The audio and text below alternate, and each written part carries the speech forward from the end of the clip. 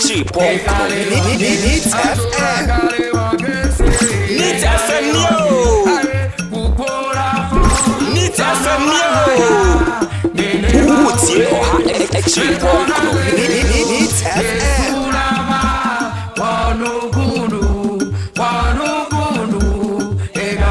Neat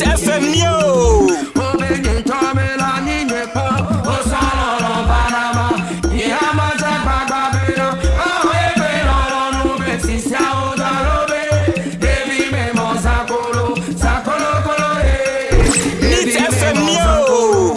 Utie oha cheap Neat FM.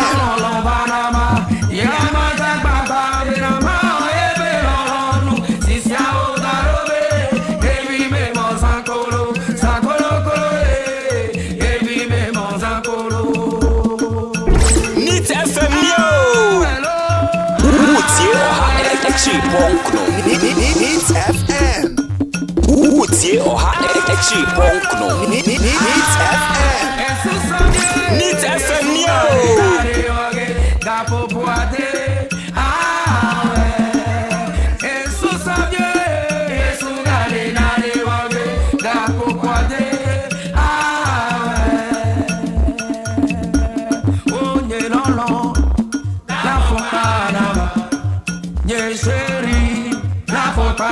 Neat FM yo.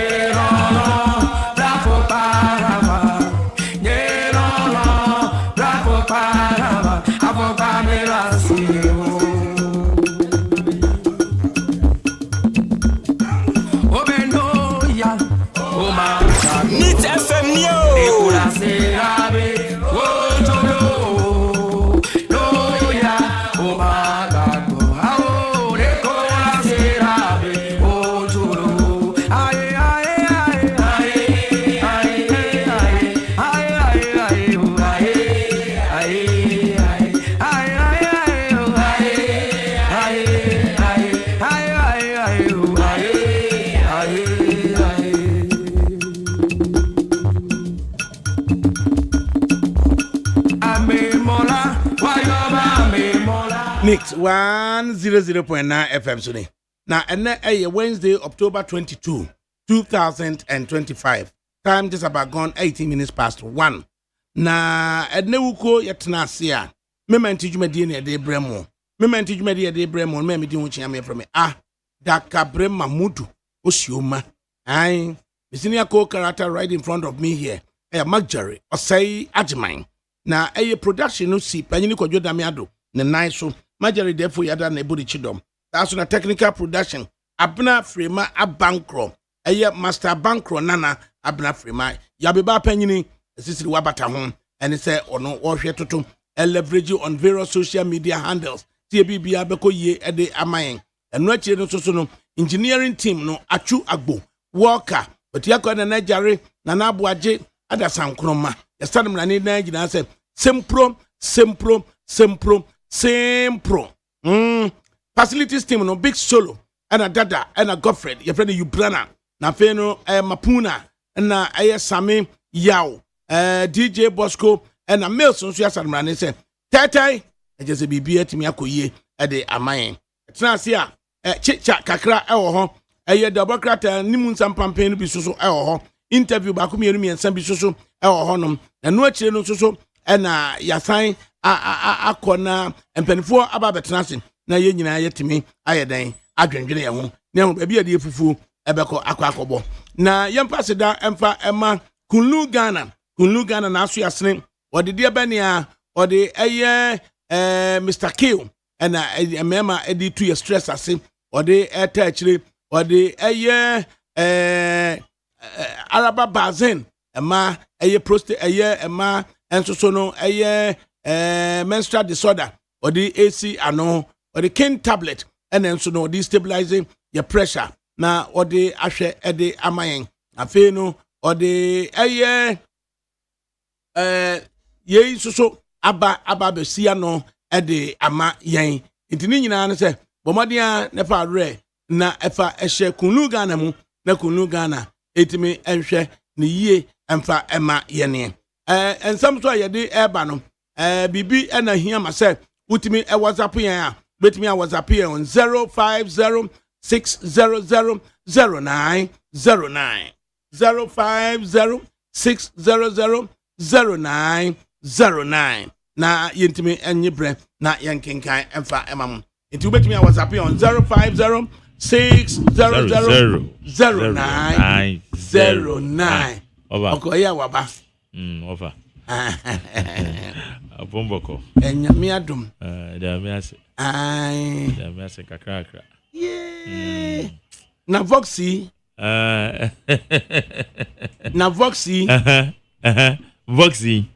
Voxy over na dia na ba yetimi de Voxy ewrane kumasi etachima to tamale se tamale se Voxy no Toyota Voxy no na me ken tachima afo na de bae aza tachima afo no na de akoda wo kwai yeah ba na kwofo beje ana kwofo beje tachi no beje tamani ase see at Voxy no udu tachima ya just a classic FM one mo akwa bi won chen ho no mo na kofa de bae sir nti wo de ketwa no na bae yes ketwa no yeah kese no beteku na Voxy na enam kwan so a edi atrantwe na mediko kumase no some bae yeah manfa report na ma there be okay one man report mama report but me imagine say me nka biem every say unse automatic yes and na the pedals no pedals na accelerator no yes. any brakes na ben pa the one shini ya on 3 occasions yes na me free say me tia brake so na tia accelerator so yes it's true and okay and na on say ne foot brake yes and as you can say handbrake yeah once o my foot brake is Mercedes formatic no yes yeah odo 9 was what odo na wosoa enti imagine say obi a waka taxi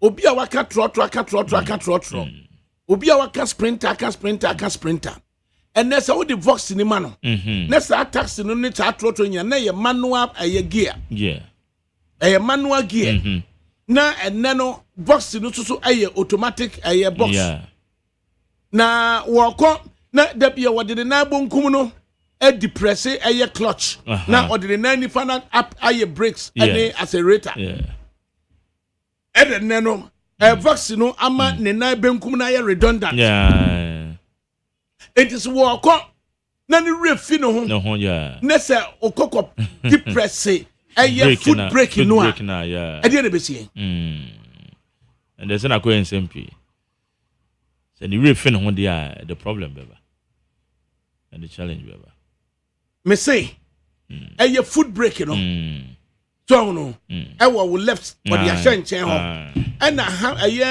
accelerator no and stop brake na so no ben and e won finfin na wo mu asese ekuta Voxy no wo mu nkuta automatic car it just or used to automatic right yeah and the bia no wodene na bonkum no depress clutch enti me say what the speed at the speed we could Dodge Ram yeah 100 kilometers per hour yeah and na Voxy within seconds no man hunu na chibie mu yeah and na me so me my drive Voxy no Kumasi yes me busa will say that the next accelerator to doing 100 120 140 what and there necessarily no okoko tia foot brake no so from ho e die na besie what and there ya kwansia na beba ene die enim say ba na sana car stability no and now say Voxy no kra no so mu enhye dan yedu ne stability no comparatively na wo form nti ende ba na sana dia akwansia na ebisi Unsie ken. na madam for bi kuta Honda Accord na Accord no na 2019 model unse no ne parking brake no hand brake no they can say an electronic it's a well lift ya na and we bu a wo park e kura no wudum jana wo yese wo pie na no ano automatically no activate it so ko na no say soft touch na nsa e ko kai over said that brakes in the twa e kwan mu no it just suddenly no yes Nyankopon o say wafa they ran it from Accra to Tamale. Why? Toyota Voxy. It's a 1.8. Yeah. You say liter. Toyota Corolla. And ya diatum. And ya raising I say SUV. And a tires and get to a chassis. Now, the capacity system ben and McQuine. And me to me this car way a free crime a kukumase on commercial basis. A different crime a tamale on commercial basis. Yeah. Now when they take statistics, say celebrity away ya a chassis you know accident is saying now if I'm not did that a year kumase kwan one. Yeah. It me de be so. And yes driver for can na yemi yewo. Oh your passenger. That got na saka no mo. Ninti na saka no. Anasa you also do private car na ekokumase. Because Seban is ana risky. Risky. Hey, asem de yatibio. Tani kwada me. Wadaruma. Mami mi phone la ni Musa wo mo se.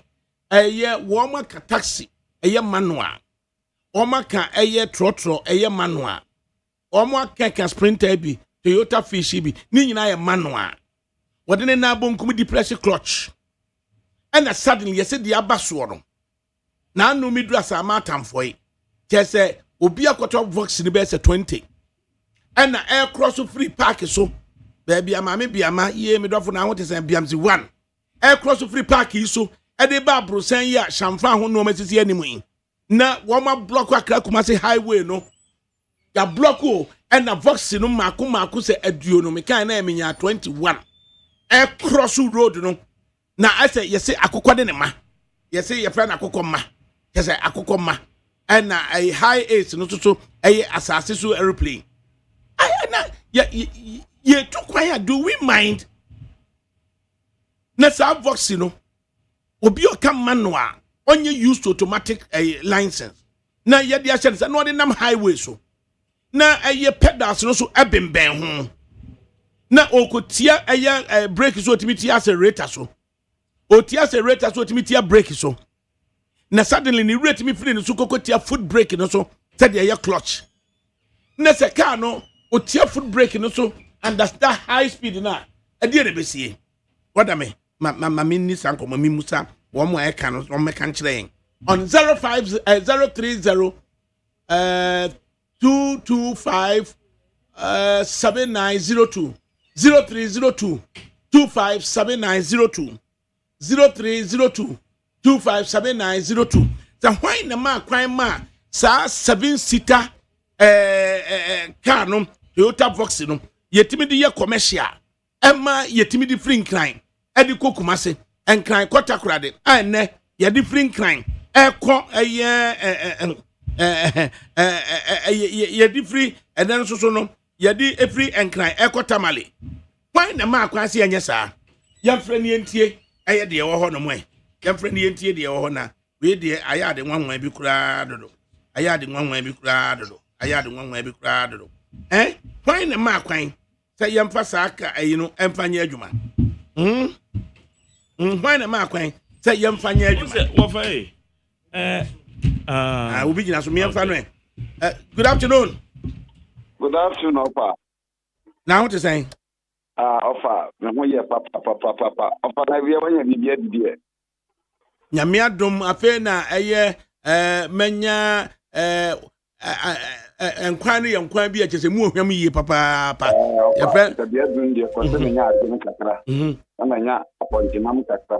da ponche na so ma homa srade na fi na ma pa ma ne bi na ma pepre pese na ma pen katie kakra na me dia wo na wonim fish your friend wo wonya ofa me mfanti me o na wonim fish your friend no achimachim ofa awonim krom wadaruma enti ene no achimachim kakra wo wonya kakra tolo beef kakra nam dia momone kakra bi bo ase awe nam de kontom le ni kwan bisu ya no dia wo na pen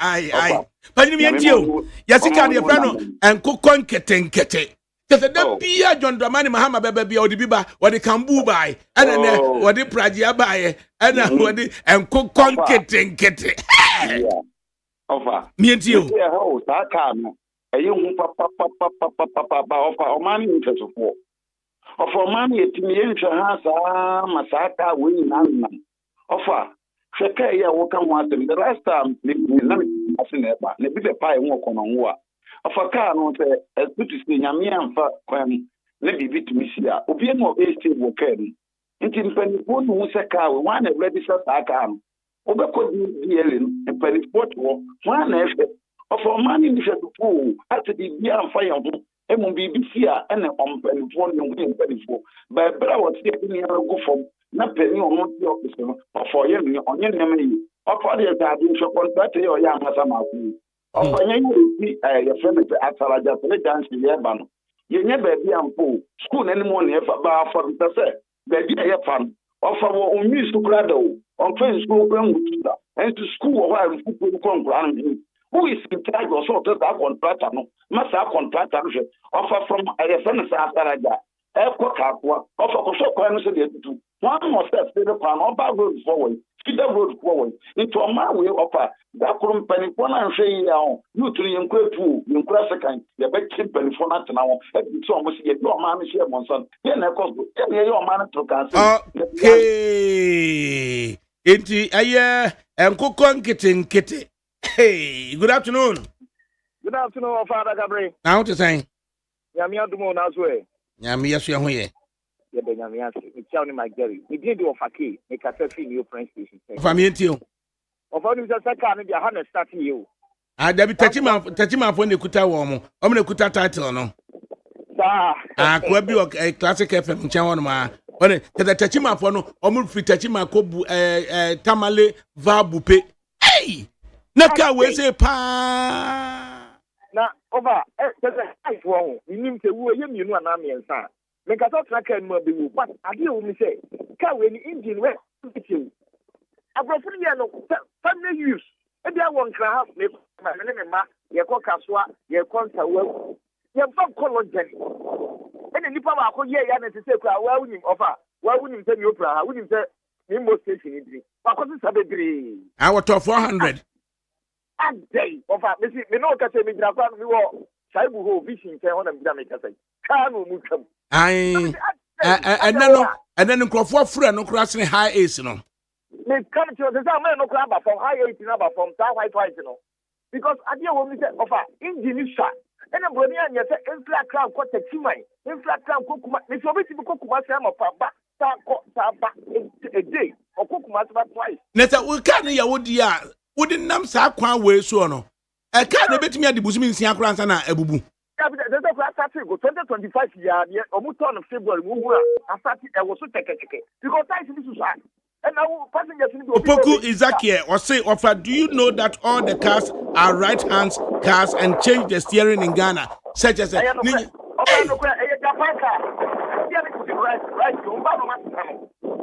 we are passing yet in about the unity was up of a camp to do a crowd camp we do some massive camp and we don't go about one crowd you know and that's what we have to was our life so in fact to Tata open them up airport how to come at 45 minutes more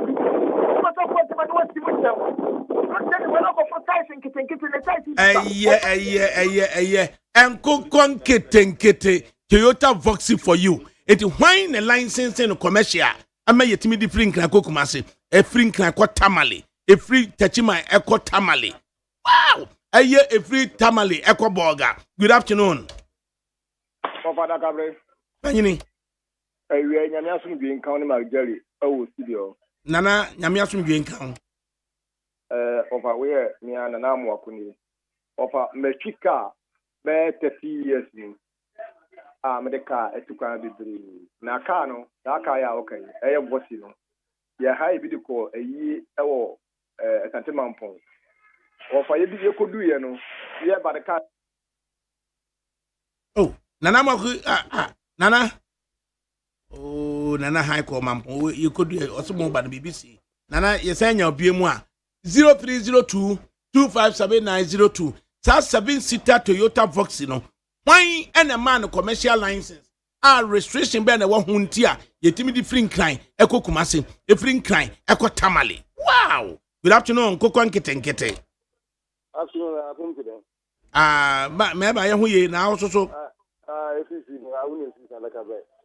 Untu yete ne ende ekwia de oba wedding wa President Kufuor ne Nana bi o worry na ekwia de etwa ticket oba wedding Monday ya no krai untu kabedi ne nchan kra fa mame nanka mi hu de wa betu ne kunu mpo a ADAKABRI sa akade ono me mama me banana na no oyo lawyer wo hu ene ekwia de so ye doctor the lawyer na doctor no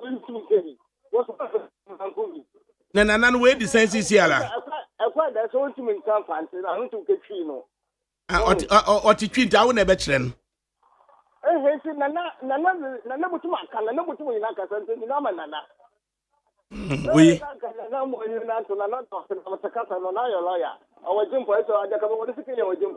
and you know why I into I know call Basildon Hospital. Not a day doctor from Frimpong Manso or Bachelor and I. And if we are the infant Kuzizi. ADAKABRI, you give me a friend on my side. What you are passing here? ADAKABRI, give me a friend, my car, and to me call long day. ADAKABRI, the cocoa. ADAKABRI, and not some Kakaba, Mr. Timmy to call them. Now they leave. This is one of us for the one of the Shan and Amman. One of the Shan will school Amman. ADAKABRI, and no point of Miss Martin was not ADAKABRI, and woman on the bedroom.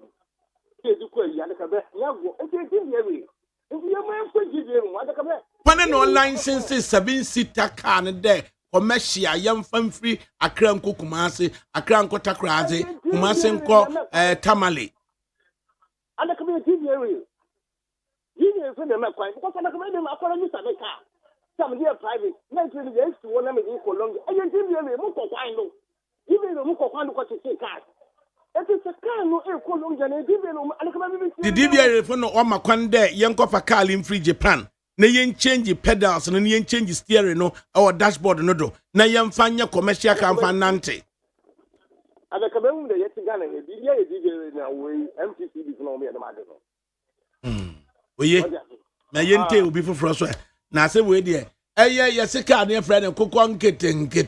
And cook on kitten. Not just say. What's your car? No cover. 14 rim at 15 rim. 15. 15 rim. 15 rim. And the rim 15. One num a year ready. I'm up for the year Juma Paul Council because let me see. I'm up for the year Juma because when I'm family use. Good afternoon. Hello. I'm Patrick Frosting. Over Melana Dropoy and I'm walking. And another Moko Santemampong more than a day. Me could do you know. Me can man who you are Tambatra. Me catch on the car no. In more hard do. In the main for the Moko car. I will not find the back number for the back car back. Of a car, the man will say Ganaha. With the Nipa experiment. Because BBA see many people answer Moka, Yampefu and 20 and Macar, because Cano, one farmer from the bear commercial, a family car, and then the product is a private. I don't know, they are more to be a commercial. Meaning is that Ocean insurance as well. I was there a commercial car. I was there a private. And the pay for my and yet more Ghana. The more at the rate of my tima, and then yet more your pay our Ghana. Cowie a 7-seater. If I find past 7, now the figure with your cry, a cucumas, no from the cow move 2 or 1 no. But and yet the passenger and pay Anna Ninsaka, who she said, and no Vox the best at 10 Kremwan high ace in the back waba.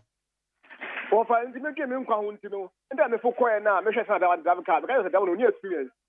na wono kita kana onye sire kwa me chika che me chika be 30 years ni ndu kita kana so we sire me so we o ye friend driver e ko me kana me ko for say me ka be sa fo kare ma ka di mu omo ko me fo ka ba ko ba ya ba kra okay enti eye Toyota Boxy 7-seater na 15 rim tie and shemu na why na ma kwan say yetimi di drive such long journey na mu butubutum yes your friend nkoko nkete good afternoon hello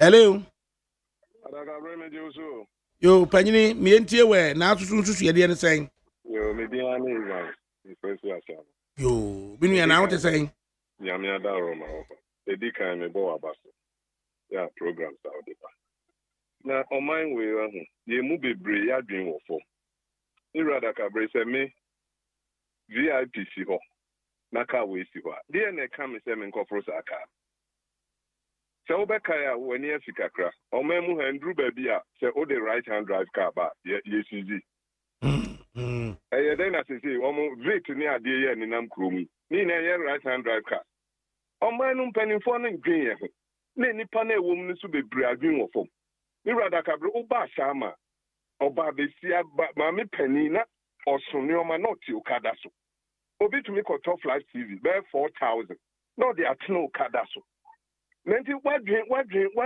enya adwuma unim se bibia tumi si ana eda wase se odi sa asemu yaba se DVL adwuma wo se omo ye mi ADAKABRI se wahwa o license wu na ko renew a be ye 1 year omo ma sa card na ubetwa kwan sa odi onim tema ha be bia vie DVL wo na se kwan ya ye nam so aye de ko DVL ubetwa kwan sa ihe wo ma na register sa card kan ho asem na ekum nipa dodo me da se yes ye da wase enti nye passenger choice the passenger ne pe na ade ma no magere enkoko nkete se wofa the passenger ne pe na ade be ma no but the other man say who say na amfro a ade be ti yeah nti but they say who say what the papa so na ma passenger no sa na ti na regulator we na to say yenya we for ne mbisa say no getim de commercial ma no eyeyi ana na de commercial grana ade na won run circle amasama circle nsawom circle wage circle kaswa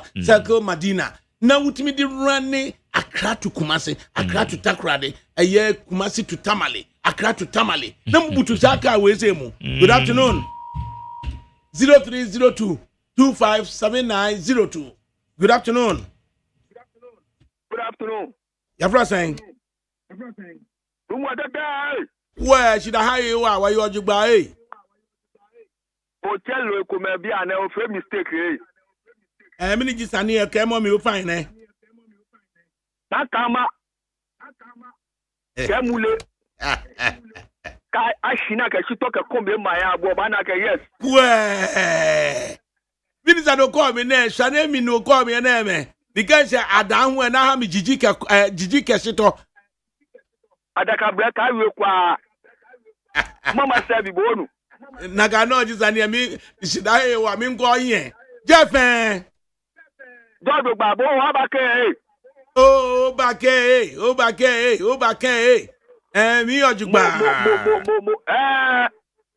Ni nganye fe ko hihie. Na kaji sani e. ADAKABRI. Ole sele no ka baswane de. Iye awuto pam. Ne ke lo le gine. Esa ne ya so. Sane ko la man probi kolebu.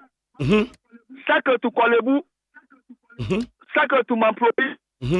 Ona ameye city amino she show na me ya ne. Ona ke no owie kolebu sane ona ke no mie ake 505 caravan na ke fio sake tu kolebu lebu. Nakai. Omale. Ona agbene nwa ADAKABRI. Bien to na me ko me fe ni bi ko me ni ye drive mi na hi. Enye private car they can do commercial business. Ona bien to ne mono wall na ke accident ba. Insurance private ni e. Wona no ko. Tika na di commercial. Obana no ko. What DBL be aka my way, go the police be aka my way. Taro manyaba. Ta. Ana waka na asem nyina no wase nkode de nkotutu sanke emfa ka no emfa nye eye circle kwalebu circle mamprobi tade atete ne eye lebu eye nanke gina lido na eko eye nima. Good afternoon. Okada Man na ni age awia say ye.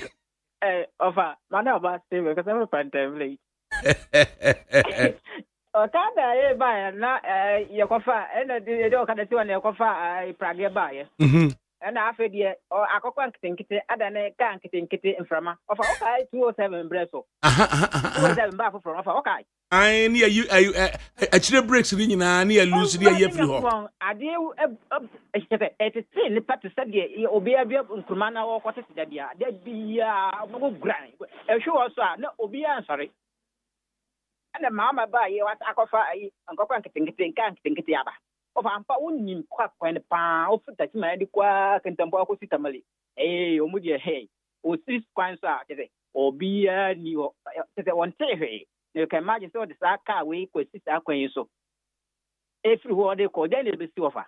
Now, we say when our lenses said in prayers, I will call lenses of his class. So, one penny for a see a 1 penny for or more experience that yet an omoka. A road safety for no more, hey. And then almost safety. The number was not saying I'm so be said. A gun of police for now, say, some car so bad advice out on to see a car checks, no. Ewa driver for Lances Mwana. Ena me wosa because car be a barrier or by blue barrier for police ni besi. Police ni face driver and face. Now the Lances so said book to be now or the BBA for no therefore driver police no check car na wie. Eno no ye kwaya na e bae. Ye baba kunkun Ghana for obium 227 blesso. Offer. Cause no boom musa boom. Boom. Go come get 0302 257902. Good afternoon. Oziona ADAKABRI. Mapo ekumfia brobe. Mapo. Oh, betun catcher. Meshaho. Ekumfia brobe. And the way I am Morocco, Casana, I can hear. Oh, ye, as I'm papa, because it's ban oya there and she there. Say, enya ntitimbi. Nente wa mapa. ADAKABRI. Starbucks is here. 1 year commercially. ADAKABRI nche oyiro ayo nwanwo. Ebi aye betu agbe no ka che he de Okada. To a baby, Okada, Obama, Boba license one was a commercial. Okada no ya Boboya, ADAKABRI, Obaya one was that more Aboya do a Shamaha. Me, do my own number, no farmer, or you offer me cement or the basket money. What day in the fray, a blended about for cement, my friend or a Jida, Wahina, Muamankasim, was the Yamas the Bemankasim. Or the Lord, if I shall have the Quamankasim, Aboya. ADAKABRI. It's the gun of Funankasa. Oh, you are really any pigeon Ankasa. It's on your weather. What station that's a car is what? That's a car to say VIP buses the federal this way. But on a small coyote in check. Obia Morocco, oh, make and tap the phantom walk up. I can show you to get on being no one. No, I can show you to get not the no quack. Kumasi. Takra no there no quack. Saluquo, Mankasim say one or quite would trade that. On us, nice no the number of your quack. Yes, in the I there. I will load our command. No way no other call a Takra or by one. It's all a man that they're doing. Yamisha Gana. Assembling Kokon Kete. Good afternoon. Yeah, President. Now what is saying? No, dear. Name mum. And Kokon Kete. Mamudu, edu maybe a name ya cemetery. It's a soja. na me die me se ba de se ka wa wu ana unim de asi edu me bi adakabri ade bi ho ahon eye me ya se into oman a kwa me nkroma time na me do school for na ebu man na professors doctors yakos na sebe jimi no mum kwa de ekofo adintra me tibe bu sam se na de nti se de wo de asem ya to yi ye bekeka na ada na ekoso hwe wo kai ovan kofodua ne na the doses ovan kumase na ovan ba foforo papa wuru ban kai ku nipa ovan that had no mo fa for o mo fa for ya me se papa o mi wura mfini da commander Tando AC Tando no o se mempene ebe fa 3 emra no o ye ya de fa 3 efiri ho we nya obia wa ba oh anunti na ye ma na nkoso wono na kire adaka be na metie no as a commander entity no aba no o kire police sare ya ye bono ehumre ni sei ni no de kire ya ma enne wo mo twam sie mu obia nkire biem because ye want to ma bepa nti be me ye ho ada nti ye jai na dakabre de ekoso o manya ye tumpon no sebe ye bia ekofom se accident ye kum nipa ekonsie do we abe wo de ho this start say ekum nipa me nipa no wu about the deko na ye nya obi no abegina on David mempere se hwe DVL fu wo mo se next year ye be se say number please ne akofa no obi de nya no ho finfram no ko you mua no obi aba no akofa mra bi see one time car monfa tape emom mokam no de tape ayi say ayi reflector na de atwaka ho ahia no obi aye fram no ko no ya kase de ni abi o my way adaka bi na ya na sesu hwe bakopi ye ken no passenger no ye de wo pe na wo de ma no da bi adaka bi enye de wo pe enye sa de akikire o man yu ani wo be pa am robbery ani ni yen ya no no fa am robbery won fa tuosi nkofo so no onye omzita enye de wo pe oh ye hu sade we ye ya e de chaotic situation beba Ghana enti ye mpre me nye sei moto samo aye ken awie ya me nipa bi adakabre me no akowe wa filling station top fuel o pie car se gina ma no ko pie ya moto blind wa send ka pai windscreen na say wo shop no pay ya o so na ya ye o manya windscreen nso adaka be wudi so okra ya kra ya the dollar na ya baso so car no ka bad ya kra enti so wo penifo wo mamu dwini a ka ye mo kwai masa na ma na nkoso na ya the dollar na ya kra spare pass na boy ka but because of say emfa wo mo hwe adaka be me maka sa high haze enum ni ade se ka kuma se VIP si ho na wa ka tire me se me se me na me ka de ya be de beko na me na me ka wo de cheme si obi na ka me ntram me won nyep me sa but ye nyina adwene nyepe ebi adwene wo fom se de offer Evans ka ye no ebi pam do adwene wo fom no man ya over 70% or so uneducated ye especially young callers ni kra wo de adanse mo bia ye muntie and somebody can what tenasia na amade se o ma menwene me ho na de no obi be ka kra na yebue nyina obi ka se o kasa te se serial caller because anani wahwe awurabai wo bunipa wo munipa wo mo bunipa we yaba me pe women organizer me pe general secretary so ubenye nkofu ni akogina oni ebusi ma wo mo I don't know ma menwene me ho that's Gobi enti ni nyina mu no enkokon kete eti nkokon kete na Toyota Voxy ubusa say who allows it onto the public thoroughfare say a commercial vehicle ma ubitimi 7-seater edi frinkan ekwatamale adi eri betimi ayede afa ho. Good afternoon. Afternoon. Ova Imam Medina Jigachi. Imam yentie we.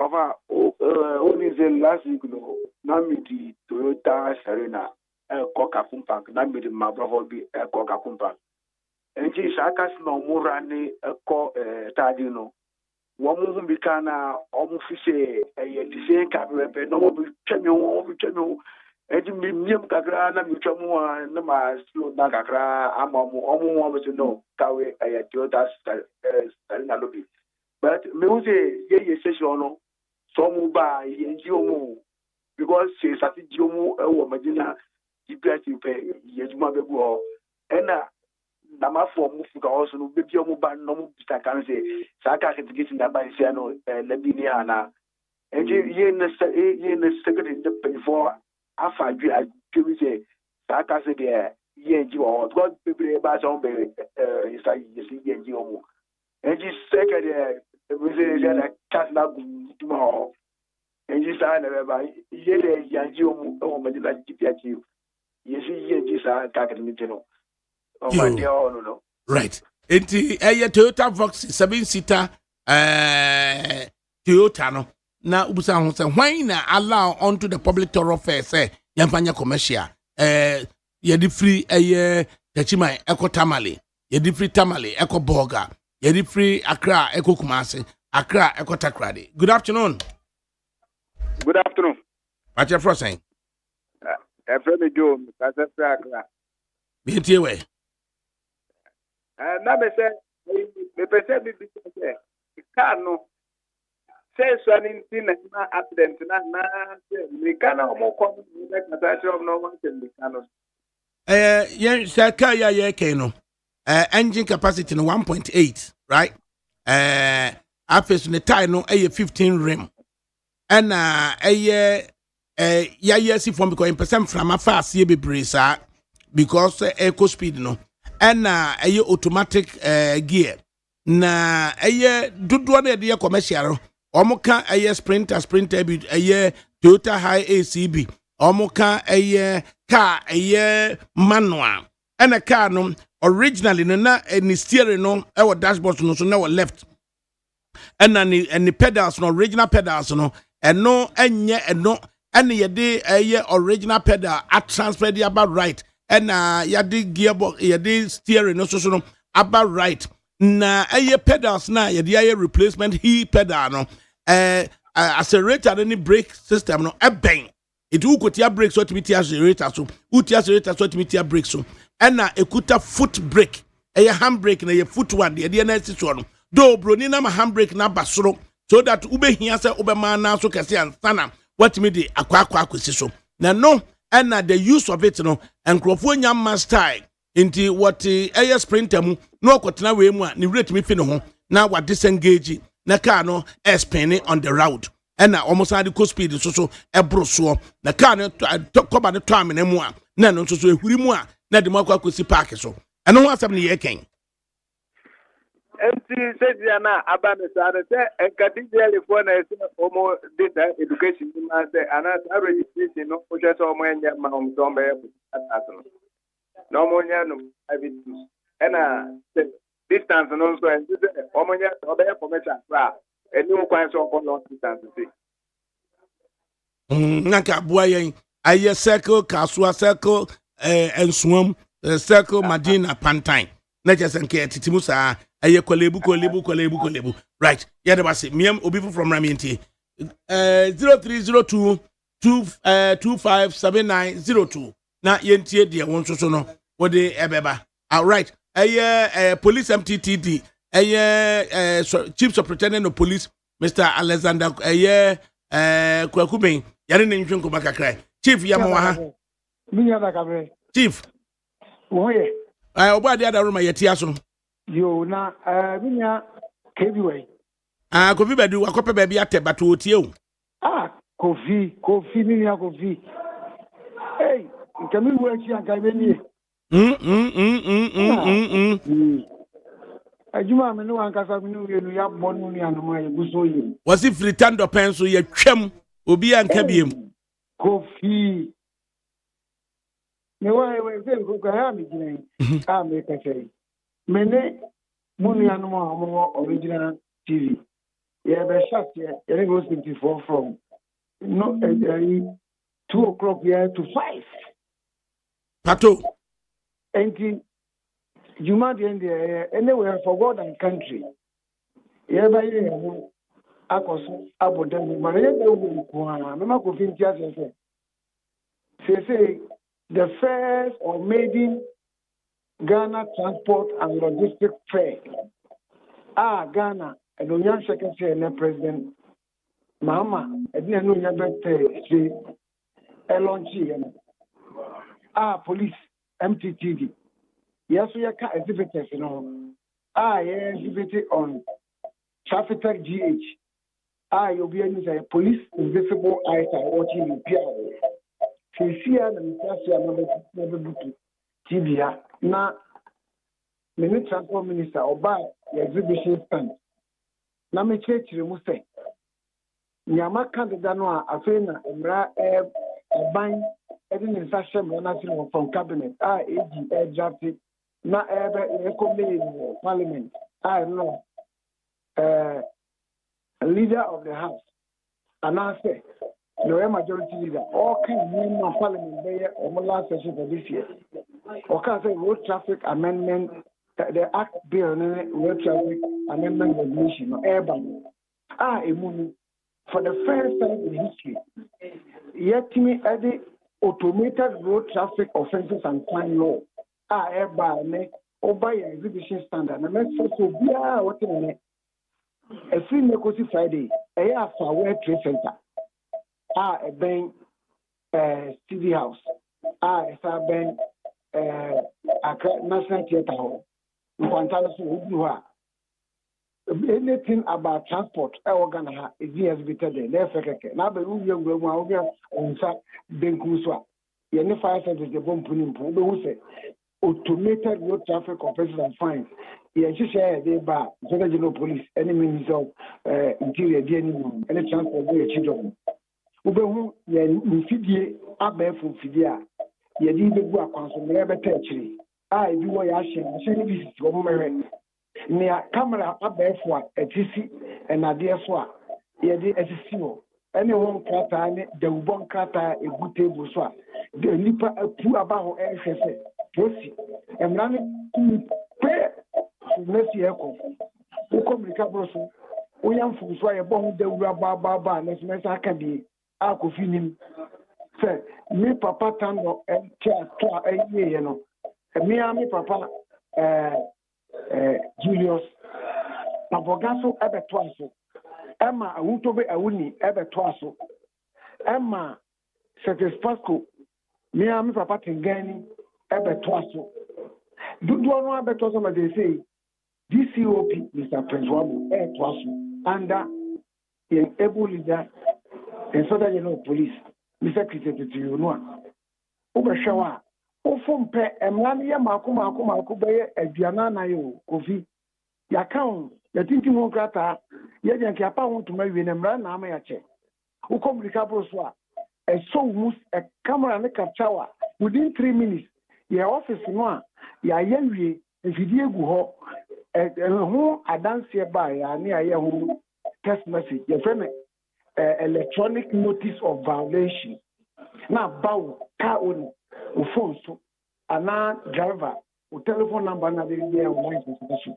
o 14 days say o betia ya ba kokko to na dey we so more say o betia na ensatra wadwi na o be koso ya any process no be dey abefo no makra police nyina o ya sa di fidi a ebi mo process for your friend no personal digital assistant devices and it means can it mfuzo abia na no so generated ticket na the electronic notice text message media by phones SAS suni ban and abefo nyama ye pon de wo the mra me say PIO police invisible eyes are watching oko online information ni na egu o buy a standard ya ye booklet ya tunidin frequently asked questions on traffic GH police entity the deba yes titi abefo titi kwaya faso bobano titi kwa de ye twem ye process ye mpe ye the abefo niama ni fidie na ebe ya ye nko ye ni all transport operators ye ni DDL ye ni National Road Safety Authority ye ni NIC ye ni NIA Gabani Makua, National Information Technology Agency, and the Ministry of Communication.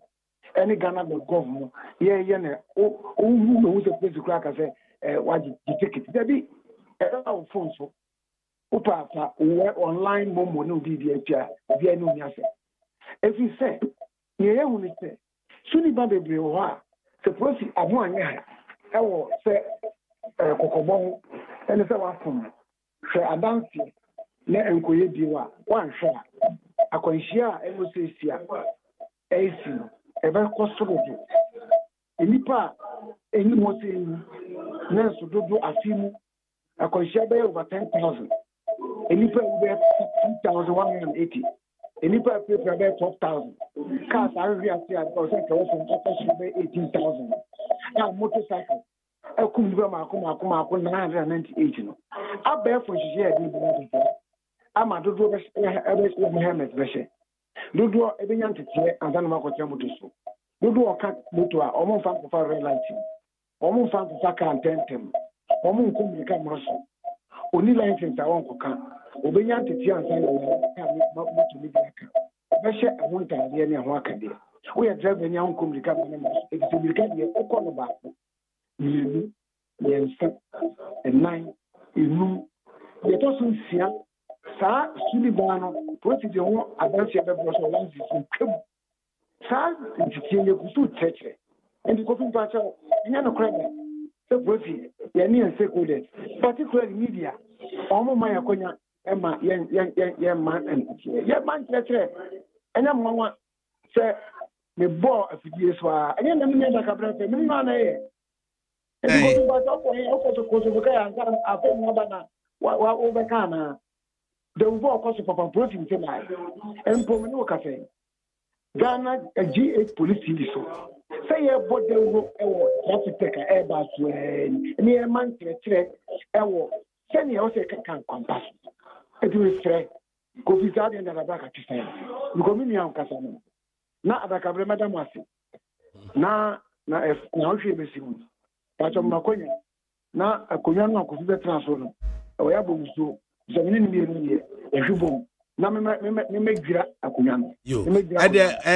Baby Gracuyanoma, Yamo assignment about Consam Franca home. 1 7-seater Toyota Vox and then Abbey Fin Abaswa, Yatunidine Akokong and Kokong Kitten. A nipa a day running from Accra to Kumasi, Accra to Takrade, Accra to Tama. Your friend Toyota Voxy, your Ketua, Afena,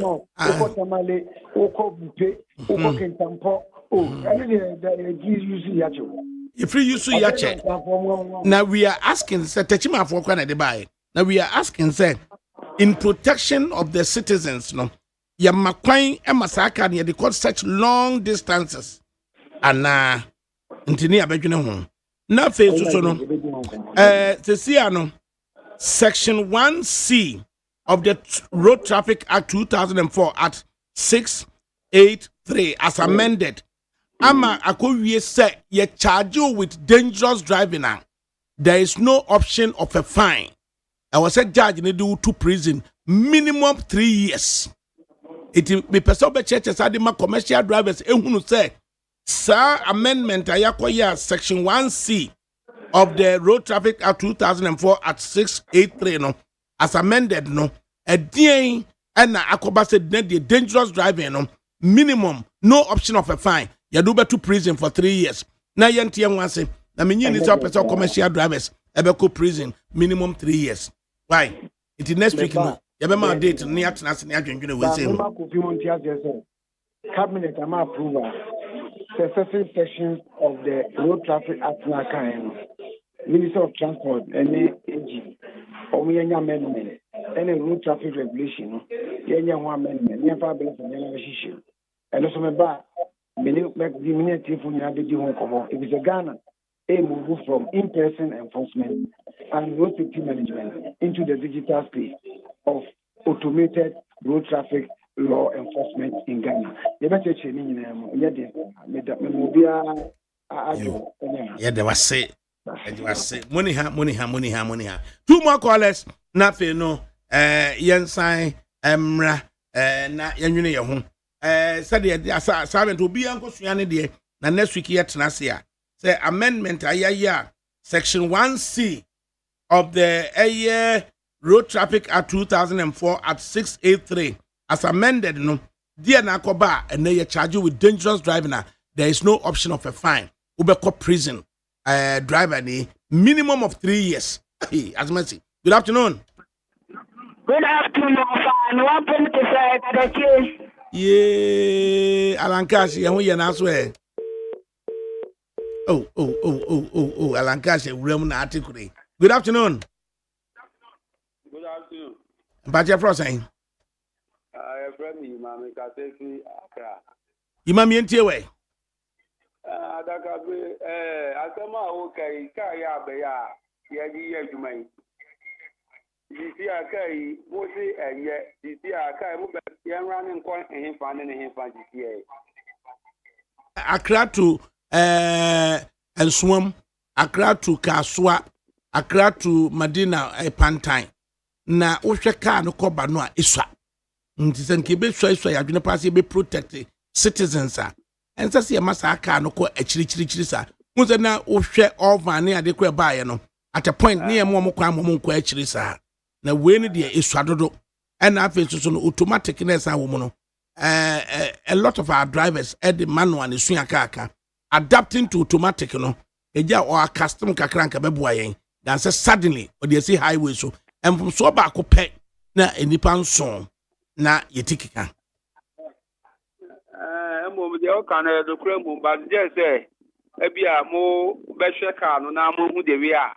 Reduce speed, you know, and as they be from here to Castle to Mankasim, and Mankasim to Accra, but they be a Kumasi to Techiman, they be a distance in the Mua. Now, problem in so air drivers or qua on pet maybe a driver or move it down one on petrol will say you a bit in any. Fine or the fast will be done. So, and it's all cost me study by Opa a Uniba, Castle Road, yeah, finding yet, but on the more untonable. So, they are there now for you. And he said, we start your friends say, highways and down back that I'm if you a Yamuba, after a year, come here, but do the missing old to me by speed, you know, or for Socano. So, for so, yes, they be a Gacano by a fine. But I say, I'm not educated to a non for more the way or bad drive.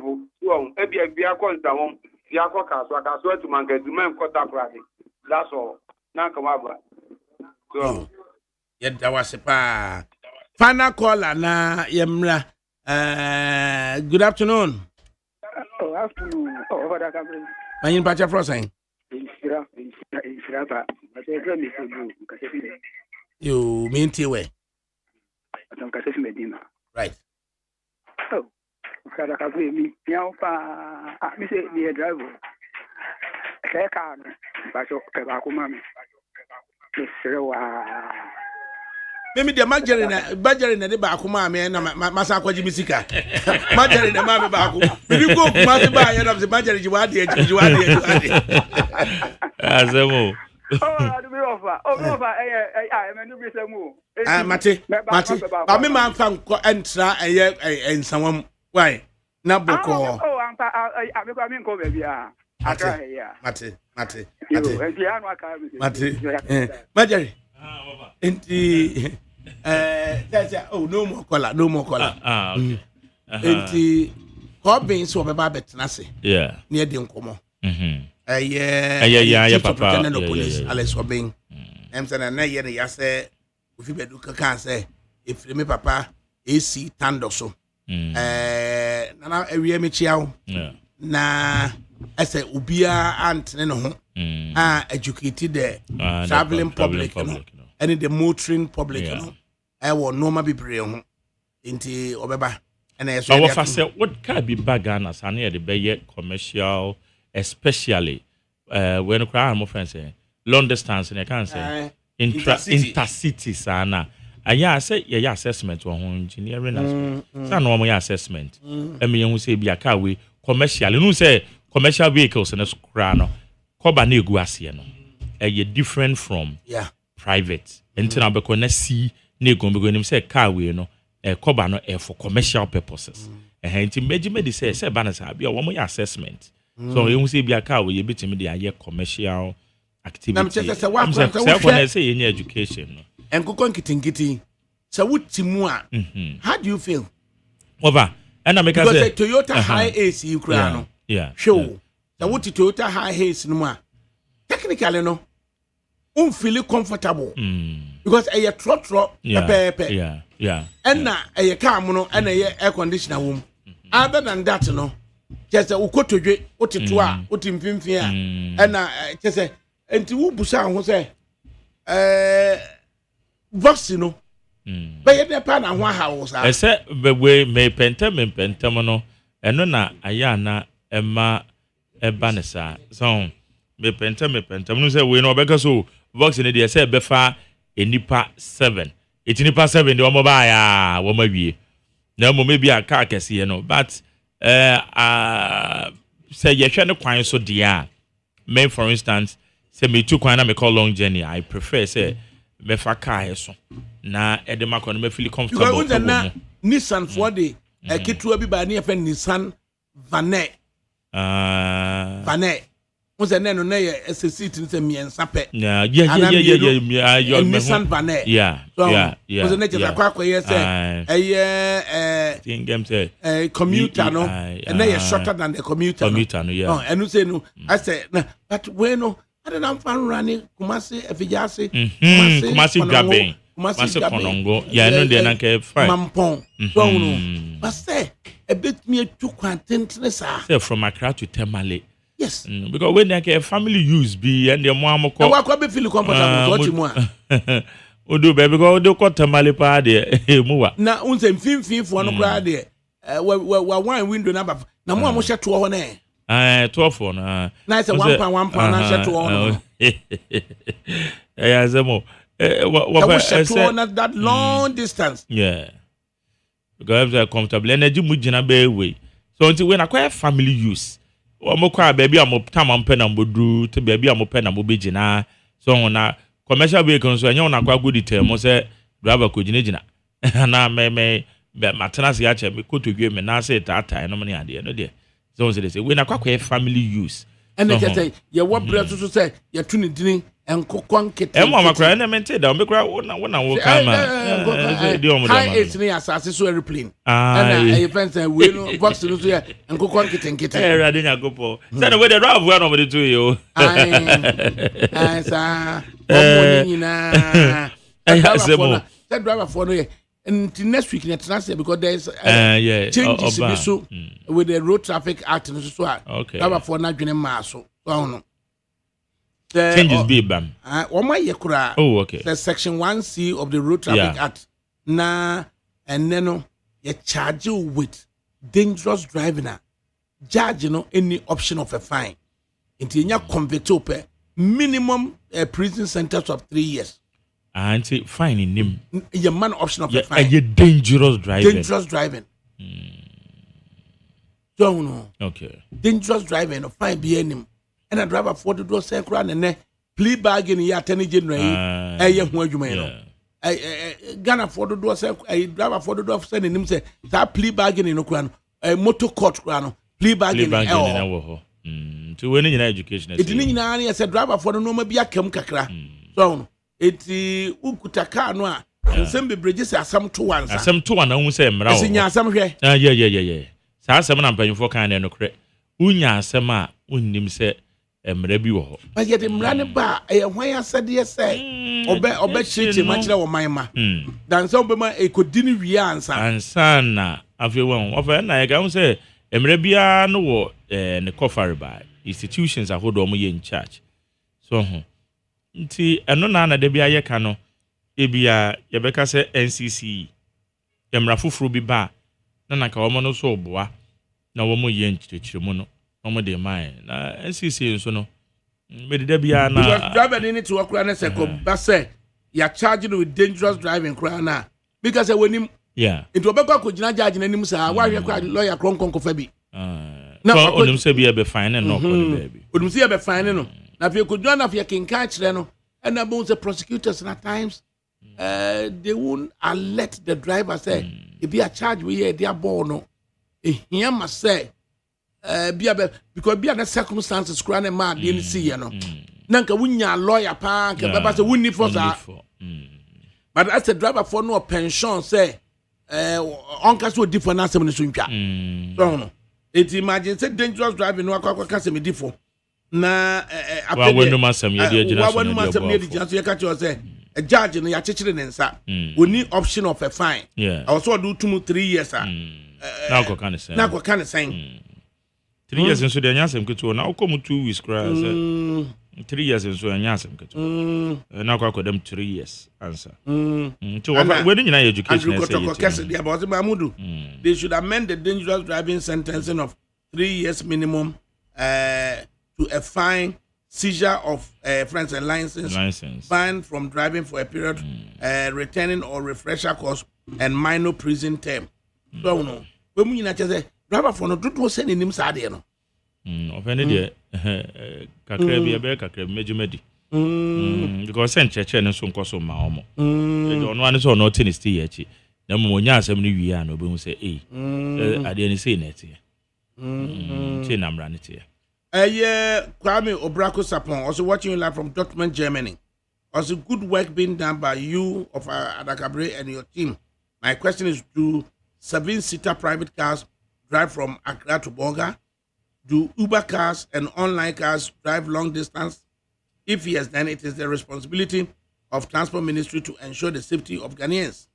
And or they buy yeah. Also, what ye can in a normal me no. Yedo ankra no wakoto no box ibi na bia onene yere ne maybe omugum because 7-seater na omugum na omotu kwa omokota male so on say the city no and ye wo for commercial purposes na me nko me drive free nkra ko Kumase buy and I'm buy am say enka men sign Oba na be pakisi animo e amade ba na say we dey offer kai dey ne just am na dunu me here na say and be kai dey Oba be pakisi on 3 occasions media utia we are na and true who say change na mu change ni ntira no who say wo hwa commercial passenger front no ho no so chain driver side no is because of steering wheels na ye change no so we change steering wheels na we say usually sanke wo sa side ho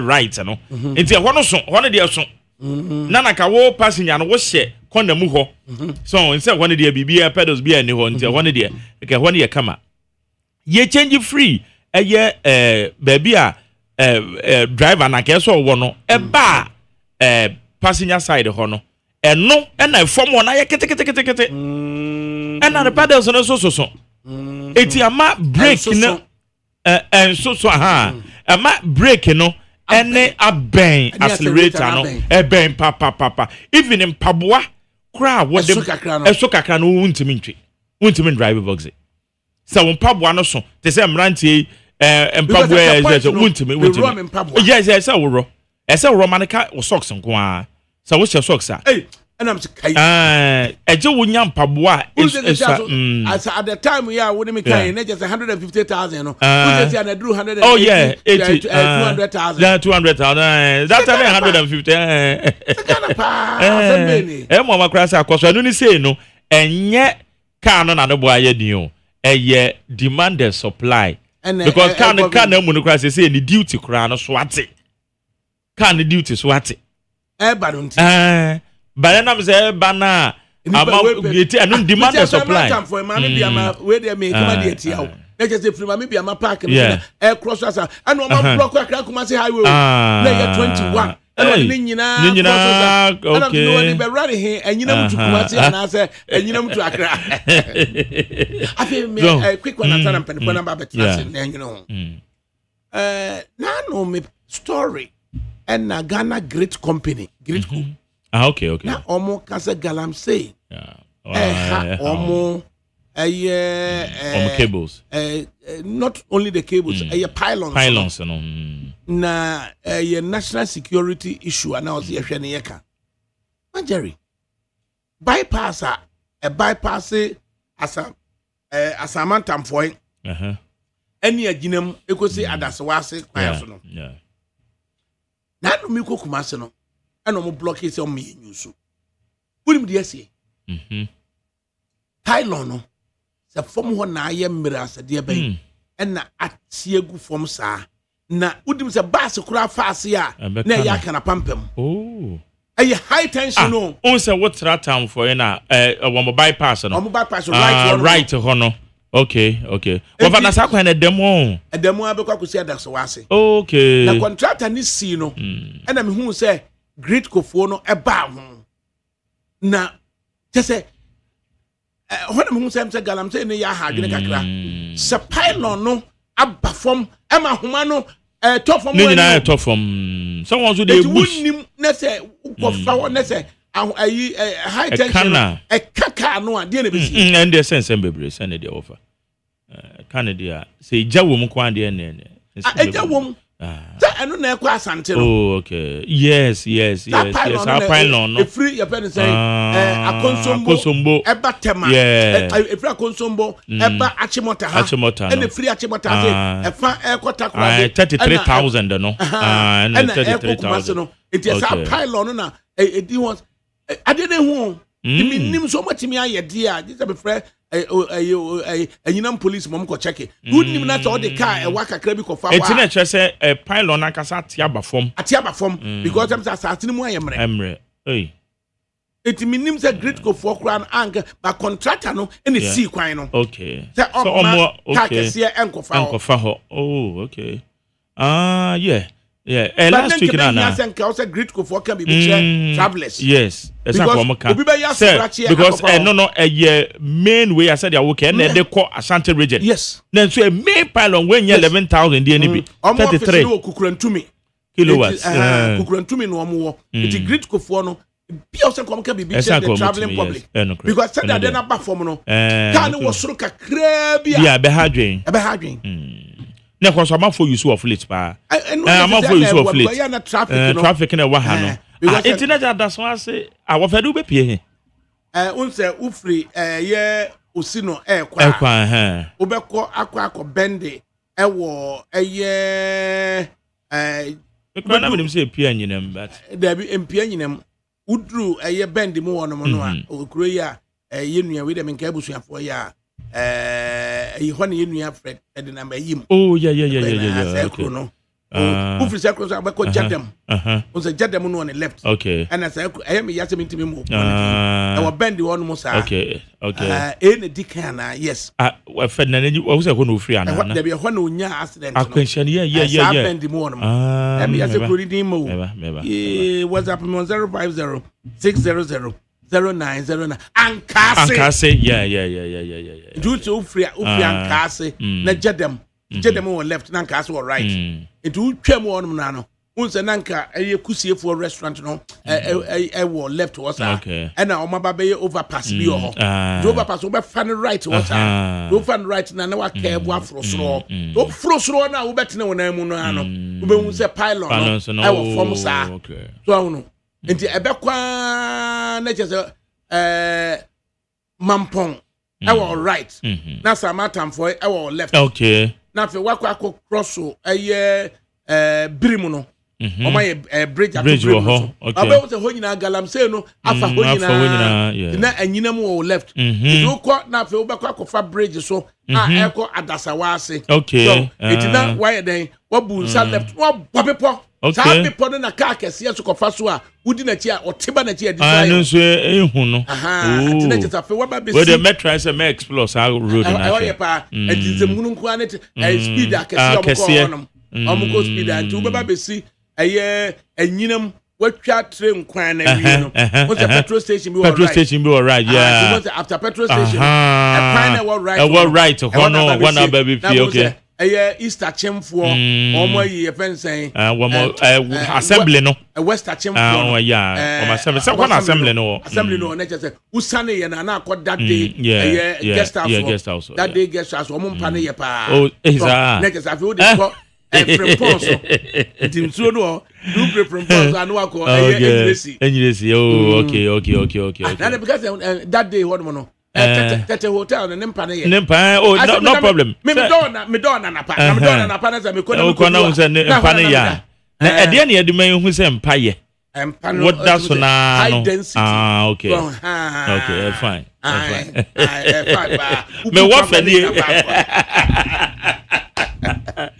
Mr. Great Kofo don't yeah so we mutimika we ba said you can dey that pylon no ye di ho dwuma na fe mpanifo ne mra na ye mra metena ya baking na messages aye dey edi mpanifo no hwan eba Kingsley Amaliba okay of the NDC obeba ha engineer Peter Entwibu Asiako ye hu na cho enawia me na makoyi na ba wa unity pepe the white no susu gina mu of the new patriotic party obeba Solomon Owusu, Director of Communications for the United Party. Also, Ebeba pa. Na chese, Yamra Meshe, Tagbera for one of the MPP. Omni na nadu danko akufuado. Akwakusia. Emu komono na yanwine ho. Attorney General, as I said the Ghana sika ye di to atopre no. Attorney General so am ye hu say the sikro. Na United Party. Na uko Avoidance of Discrimination Act. In fact, if you are chairman of the United Party, oh, sir, Honorable Boniface Abubakar. It would be the United Party, no. As at 1958, no, na Avoidance of Discrimination Act, and the force woman to be together, and yes, and can be proscribed woman. Yeah, if it's a near regionally based, ethnically based party, be and a Kwame Nkrumah, a Kokofa, Avoidance of Discrimination Act, and then the force Emma NLM. National Liberation Movement, Emma the Northern People's Party, Emma Transporter Togoland, SJ Antonym, Kwabena Kesenum, Muslim Association Party, Gan, Chifumo Kwe, Omunina Ashinukwe, Ombebe Kambo Mu, a former United Party, Emma Kofia Brefabuzia, and na oye leader, and Simon died on Dombo, as also the deputy, and the Anumu and Abuzia Babiane, Koya, Samo Dombo, Ebebe Ye. A leader of the party, no. Okay. Now and then United Party na abano, and your compulsion, and the United Party number, and your conceptualized ideals, ideas, ideology, and Alan Kojochila Martine, one a Mustafa, one Abubakar Siddique, Boniface, Oma Kopadiaba, and a lawyer Yabuabe, and into the United Party. Yes, out of a year conception, out of a year concrete views, ideas, not yet the United Party bar. What does it stand for? As opposed to 1958, United Party now your compulsion, not an act of survival. And into the Kabomono, Yabajan Gusinetie, a year. Adebayo, Yentiere Kakra. Okay. Ayoko hado, ya keleji ya lebebe. Ayoko hado. Ose iye, ose iye. Ose iye. Meet FM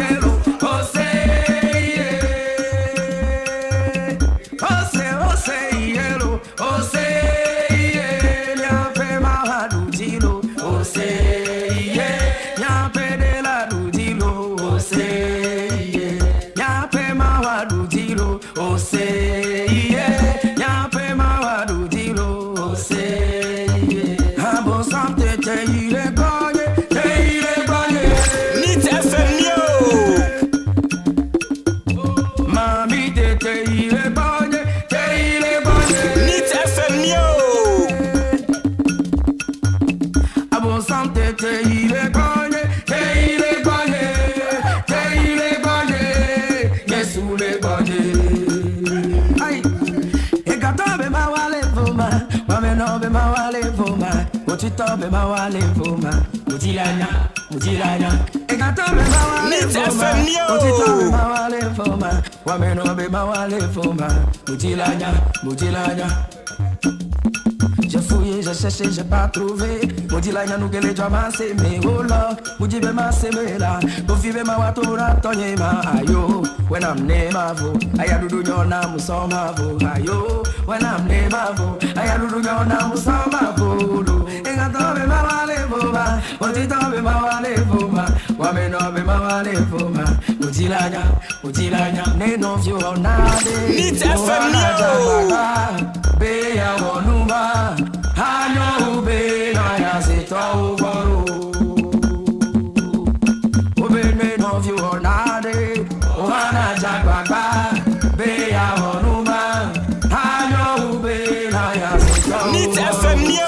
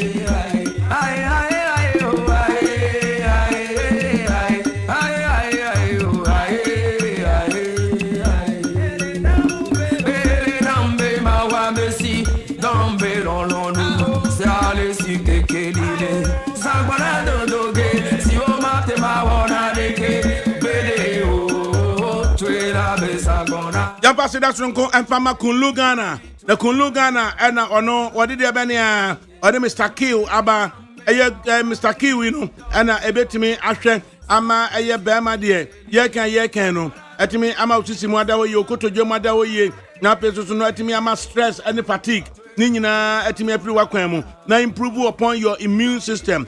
Mr. Kill and also so as I increase you life by do and no any idea me ma engineer Peter Njubu asiakwa and now why you fresh and kicking. I want me to do them was it.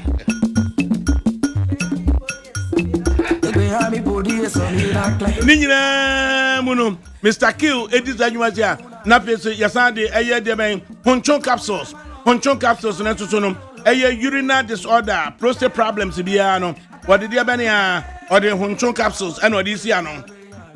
X and Y granules, and also Sabin Previous and Sabi. Aye, we tell you a moon showing in our ring. I'm up as I tell you a moon show. It to me as I call Animudia. With the X and Y granules are just a low sperm count in a ground. Nina Kunlugana Eddie Abba. Adaba Zane, menstrual disorder, Nina share, let me abwell. Now, Pekin tablet, and then also share a regulatory a year of pressure at the Amawo.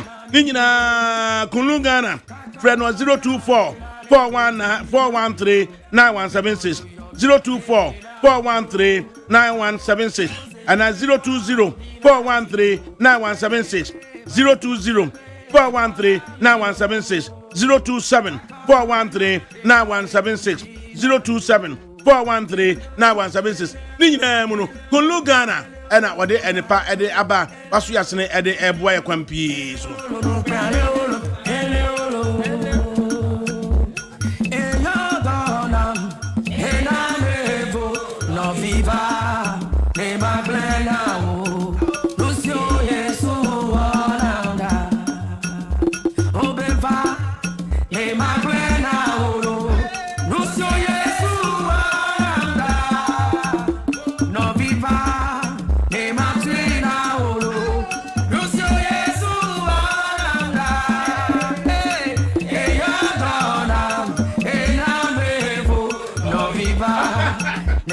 Avenu Obuza no ADAKABRI Mamudu. We are a member of the United Party and just a United Party of the 50s and as a United Party of Yo no your 50s and of Ne no say the end. Alanga John Martin Ununia na say Nyamishra Mwatiana. Yakwa ye interview ba kwa ba.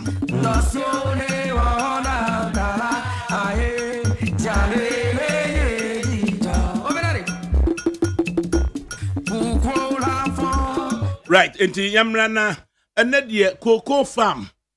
Cocoa dear, just say, Anuna Edigana Atanasie.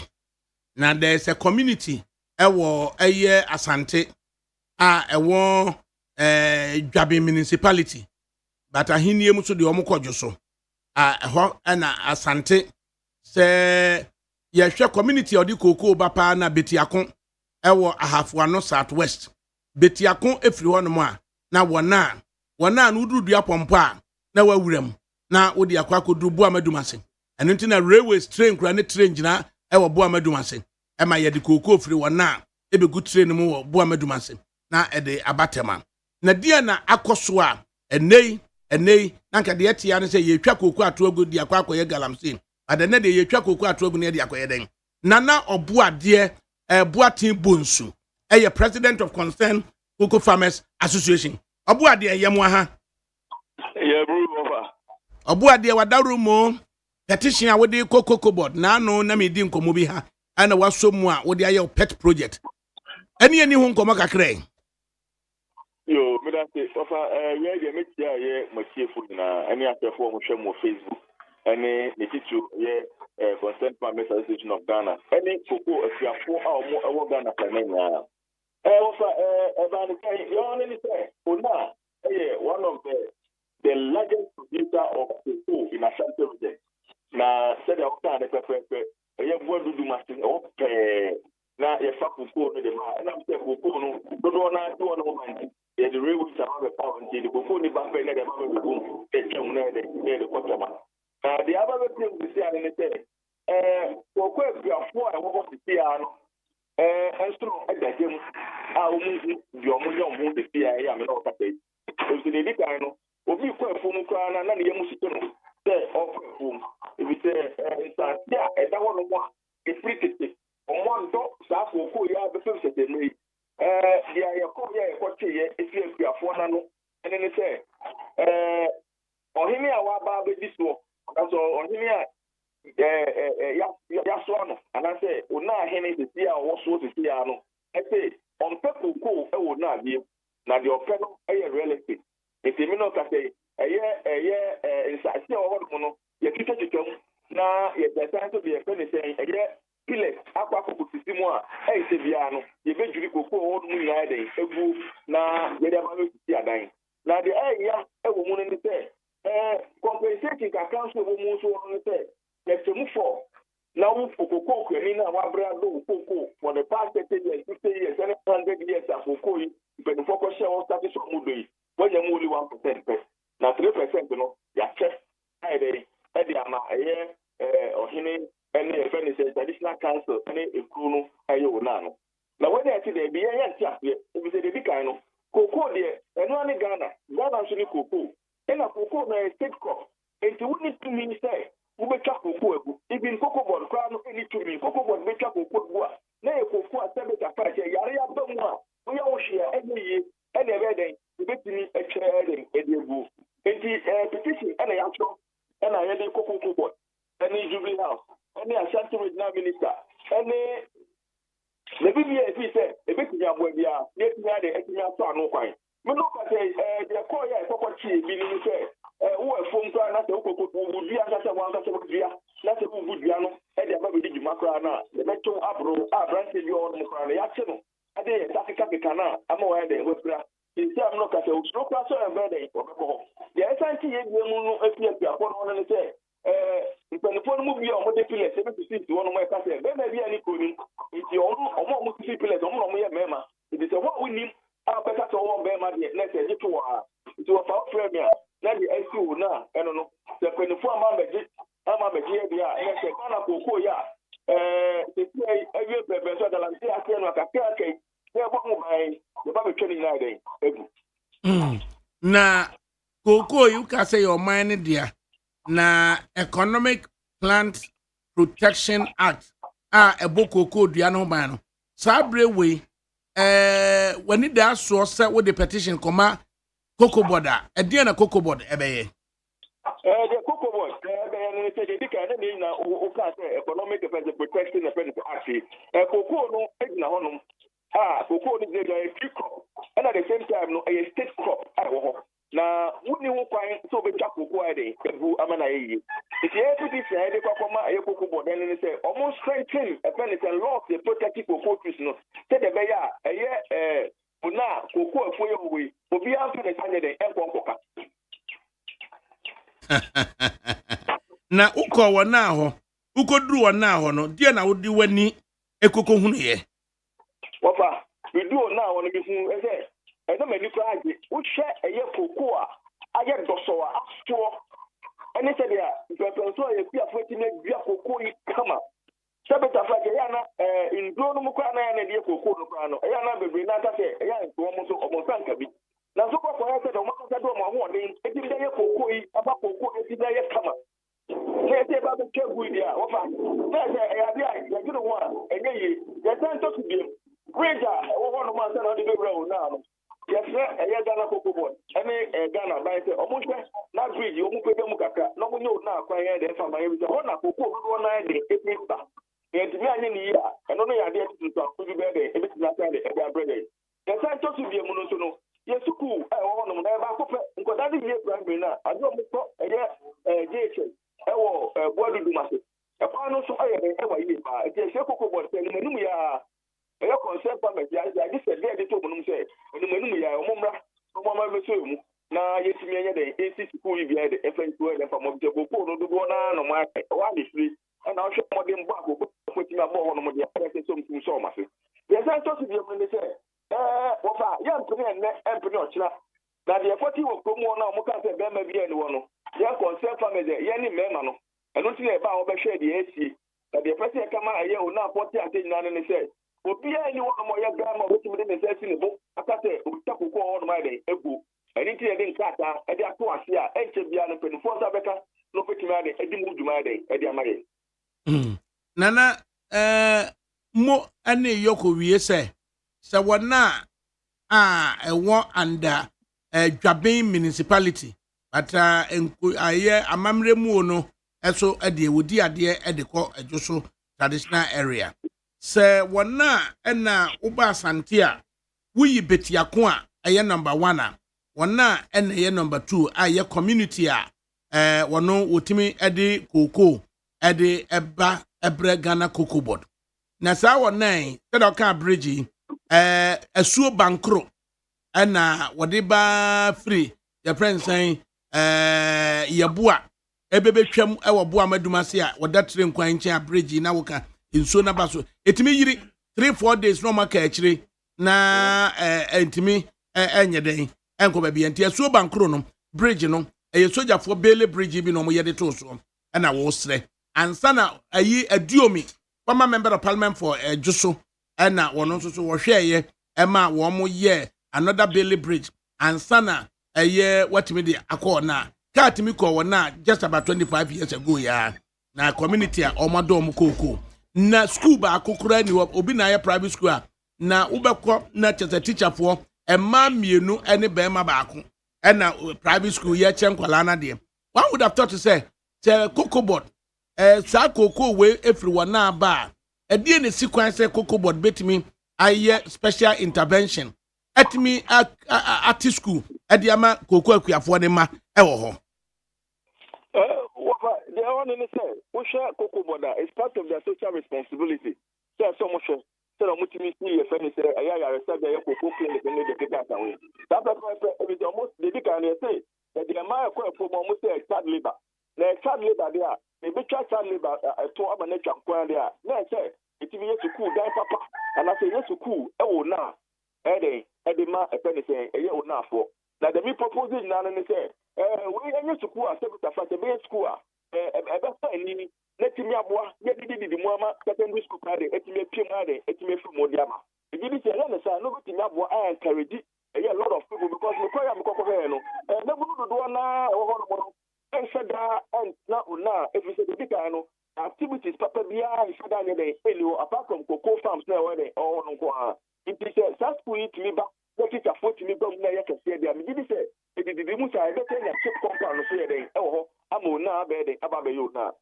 It is a see and the can say Major Brenna map appointment with Dr. Randy Abbey any a year Sam Kweku Jerome Kweku Sam na yetimi Cocoa Board no akwa presentation I wo hwehwe say Cocoa Board emfa na nsi form emwa ame yenkotwa kokoo no ntungu wo na Cocoa Board ehwehwe mo omunya school bi o na ho na cocoa body nhwe na yenya chip compound bi ho na sa cocoa akuafo no a wo mo enatimi produce eye cocoa dodo no wo mo timi a benefit from eye corporate social responsibilities of Ghana Cocoa Board. Maybe Dr. Randy Abbey ene eye Jerome Ekusam na yahwe da ubeko na why crowd there petition what should we there ofa ma ye bi na there ade ba ko mu ni se we dem se me focus every day to say national security and national police entimi enko ona entimi ko bo eye ko akuafo o ban ni pa ebi se de ko tie na de bo ba no ya hini ya e de basa e na fa de basa ya de entimi dia ba ona e ga ni manu ya no de pelifo tie dia ya se na sante be na pen se police commander de o mu fa police ko ana se afra ko go embo eye kokko akuafo e ho ban anya sa de a e bia bibisi a na de ye beti achi no enkonko ya de papa e samaye jo nana wada roma ye bedo wase na yapa appointment no Cocoa Board na Dr. Randy Abbey ye tie de be free mo beba yo fa me so da tie ba right enti eye nana obua ade Buatin Bonsu concerned Cocoa Farmers Association and Wako community mu na land use just a comment now by 3 p.m. no we should be going near transit Peter say Ghana cocoa ye nyina nim de cocoa aye de amayen na okwa asante na okọ baabi e fra obetiakon ufri eye mankranso efa kunsu e de kotepa betiakon e wo bonkum so saa e ho na community said cocoa ba dodo e wa asante no betiakon na number 1 na oyi betiakon no a na fe no e ho ye sisi akwakoye asante eye ahafua no southwest na e firi ho no waba krobi e friend wona ududua pompa e wa wuram on the left wuram a obekọ Boa Madumase na watwam wo Boa Madumase train station na watwa asuo bankro na fe no wakọ wona ono so na second largest community a omri cocoa ba e wo Asante na sia be ma bia bedi akonwa ho na ono de wanfa cocoa fu no wanfa ko Galamsey but was say wo ba be real estate ono de we businessman eno abedi akonwa and onye cocoa kuyani intino wo jinsase no na o chemu nan na wo no awado cocoa no wa ma ba ko na ono wa famiensa na wode ekoma company bi amia bi ya be real estate na ja onim se mano odene cocoa farmers ma ene mo papa no mano odinti no na pump action guns ene odi akogugura mu ye no ane se anadwo bi amo beda ebonu nsia ne pa no a discharge volleys of pampashi ten eja se mwako akoda anopa na nonan ni asade tuo na nyane mu ten na cocoa akuafo ntimi nsore nkoafuo na yesi cocoa no so no protected by Economic Free Plants Protection Act se utwa cocoa ba ku bia tugu a woka untimi na emu ma no nya den kese ya fe na Cocoa Board esusuo se omba me ahyemu kena se mo bi ntwa cocoa ntungo ade enti no hene beka se wokotwa cocoa afu ato agu na ya de akwa sisi adan abra ona no about 4 miles away from the main road omubetimi de aba adakabra me da se na me chawa na otie fam se me ba hache na nsen wo so ayefe Nyankopon ne Israel no ekoso a United Party for so bebe bu United Party for I Solomon there say na say the wajini din wajene ho wajene ho mina ha ono kwa na nim ne ope na adakabra asama wo na me tie wono na asama na eba mitim se wo abofra na sa abofra no onya wo no beto ewiasese ape although aye wo ba no but wonni hu akonya se ofa sekan na odi atwaniti ya ban no dia in fact Children's Act e Ghana say na ehwe nkwada na social welfare or protection and care of the Ghanaian child no falls within the domain of social welfare. Exactly. Emra bebre na wo ho. Sisi na amfa nso wo si udan. Na e ka kwan aye public road e da wo kwan ofie animu a.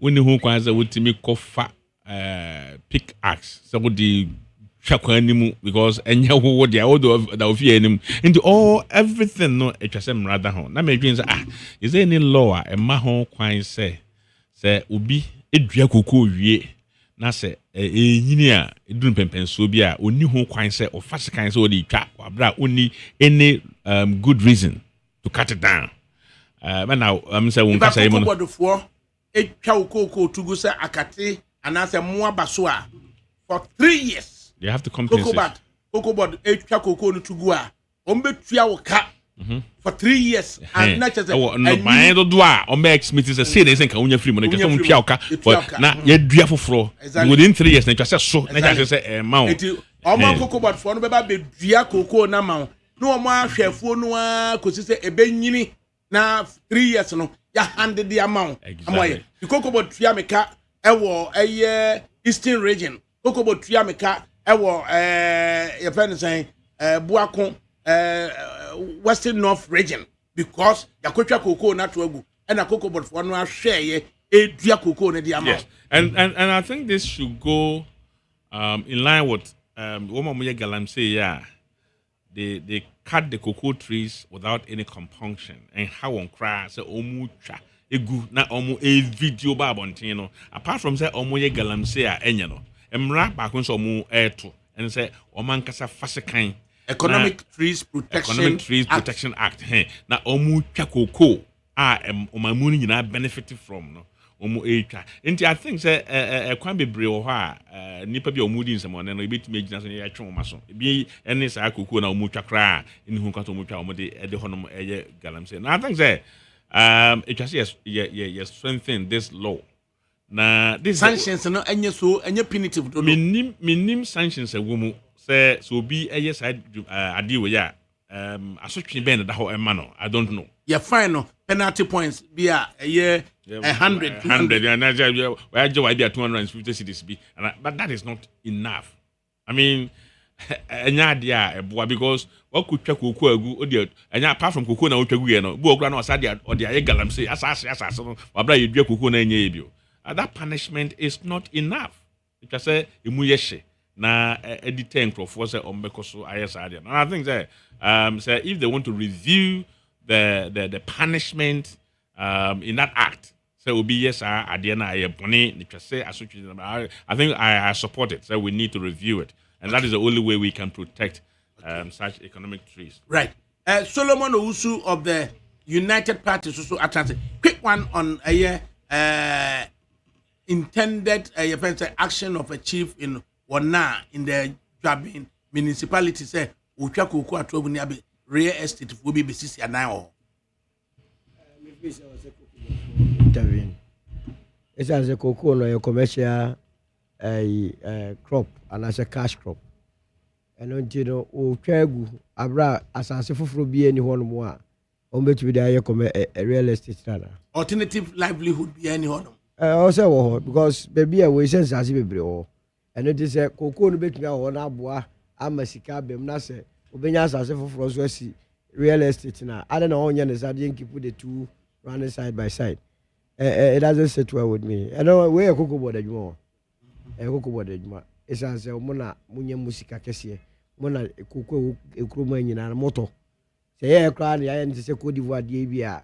Say yama individuals the opportunity to export themselves there. Maka say ni adia sika wo mu awa obenya sika no ana akwa kutwa gu ba we di aban no energy musika ga nti oso mo no intervene ni ehu die ade crop potenti a oso wo kutwa kokoo na to agu na wo di akusi da e wo so eno ana ebetu aka yes ade be na be ka fa ho enti ye hwese me hu no na ache ye mregina eye petition ntime enko ka no hui opposition sana wo pe wonya ne wo pe enti ye la be pe na pese me win ya baba we whether one win what do we let me add this. You see we don't know all the facts about this, but adebakwa me nim say ekru eye kese a ba bia kokoo fuo da ebe ba kru mu no ohene ne wo ho kwan say ode nsa to so no gye ho na e di hia dan e bi e koso wo me kurom sesi ba bia na me wo fam kokoo da sesi o man na ye kesia ma e koduru ba bia na kokofo no da nipa ba bia tena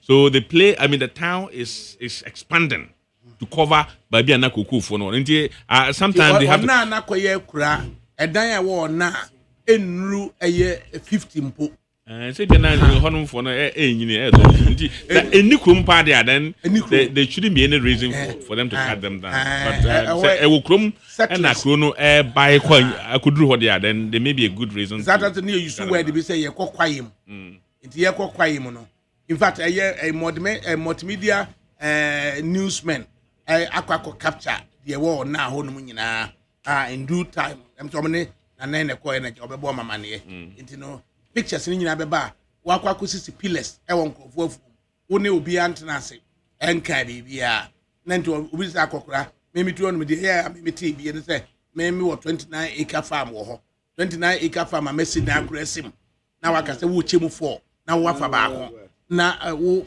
mema fa ba wo de ba ko ama me na wo afa me yensa na wo tama me neka cheze enti wo mu ni ntom ko ye news ayi no e no mbebo mama ne e na mama ko ho ikwe na mkokoti ade na ehu mu kwa na cheze mabusuafo kra said na wo kwe wan wi a akoku ato wo men kwa na so my land demarcation for fra na say cheze or the pillars na sisi nkrofo afu okay maybe they are anticipating that the township is going to expand. Why don't you at any township I quite expand akwa ba settlers na ti wo okay maybe so no opekwan bia wie bi nti na you have every right to let's petition abrante with the memes on cocoa tree ground hu bi okay amaliba cocoa tree adansi akomesa oda on cocoa what cocoa ono no onko your friend say adansi ti amedia na just ope bibia didi na oye fragada ba o so free yi na se do political adia na wakofiri pusiga eze munu no odie no over enti desi ya yatena se owura Haruna Kingsley Amaliba of the National Democratic Congress a student lawyer watena se and engineer Peter Antwibu Asiakon of the New Patriotic Party watena se Amamfo Solomon Owusu recently come former headmaster be ewu also a child over weekend ya so ye bia ya da no ya titi e bo rebu ya si a 4 unit your friend is a teacher accommodation I'm a primary college for ya teacher for no go dem ya ne sika kakra na ya ya kika bo ti meme na ya kwa ye ko twapo na primary college senior Casti so akodi akonwa wasante mampo yes da Casti de we ni kura no a nanka me makuma ntom yim efie nyanse wo ho buku nyanse wo ho woni do nya first class o genetic engineering honye di patu a o wa be papa eji asante mampon de o ma anye mistake o ma anye mistake ebutase adisikuo no o mo asade teni nua ba ne ohima oh yes ohima ne so wo nua mema mpanimfo miensa di wanim na wa ni ba when you them clean the nua ba ko so na he managing director a best point savings and loans and the best point savings and loans is in a first capable hands na we na some pa ko yan de prembe for dia ya yes ya kase yemfa sent ko senior come edu no chinje wi ani o anti Casti o Casti afa asante mamponfo na mamponfo ma de hwe no wankofa tade mu nso amfa anye abekwan am ani o now penfo mutena ase a asa obi a chere bobre me de unchia me o de yi mai pemu ana anaje nyo no medical card ameka as a student lawyer na overseer one bourgeoisie ni shia mamu hu omo level sabio ye o se etoda akura setena nti abetwafo no metwa be no muja omoto abenu wi a etwa be na ewu a o ne edi akire ekobọ kokono ye akoye ye boko ya motre ye boko kokono no wi a atamaleba wo ye fuom pa abeni sate pro no na efifimire ene efere domo na uti uya konya domo ni bi so bi ka cho se wu gina hoi uti se edua bi humire na je do mu hapa Na wo ya dombo. Unim shasiye. Shasiye. Unim shasiye. It's a pinkish move. It's a pinkish move bisa. But share me of our hampa. What is that? Number for no young kwan. And then young kwan. Shasiye kwan obo yen no. Over. Shasiye no ya amani bi gum. Masa twa wo tra UK unim Ghana. Over.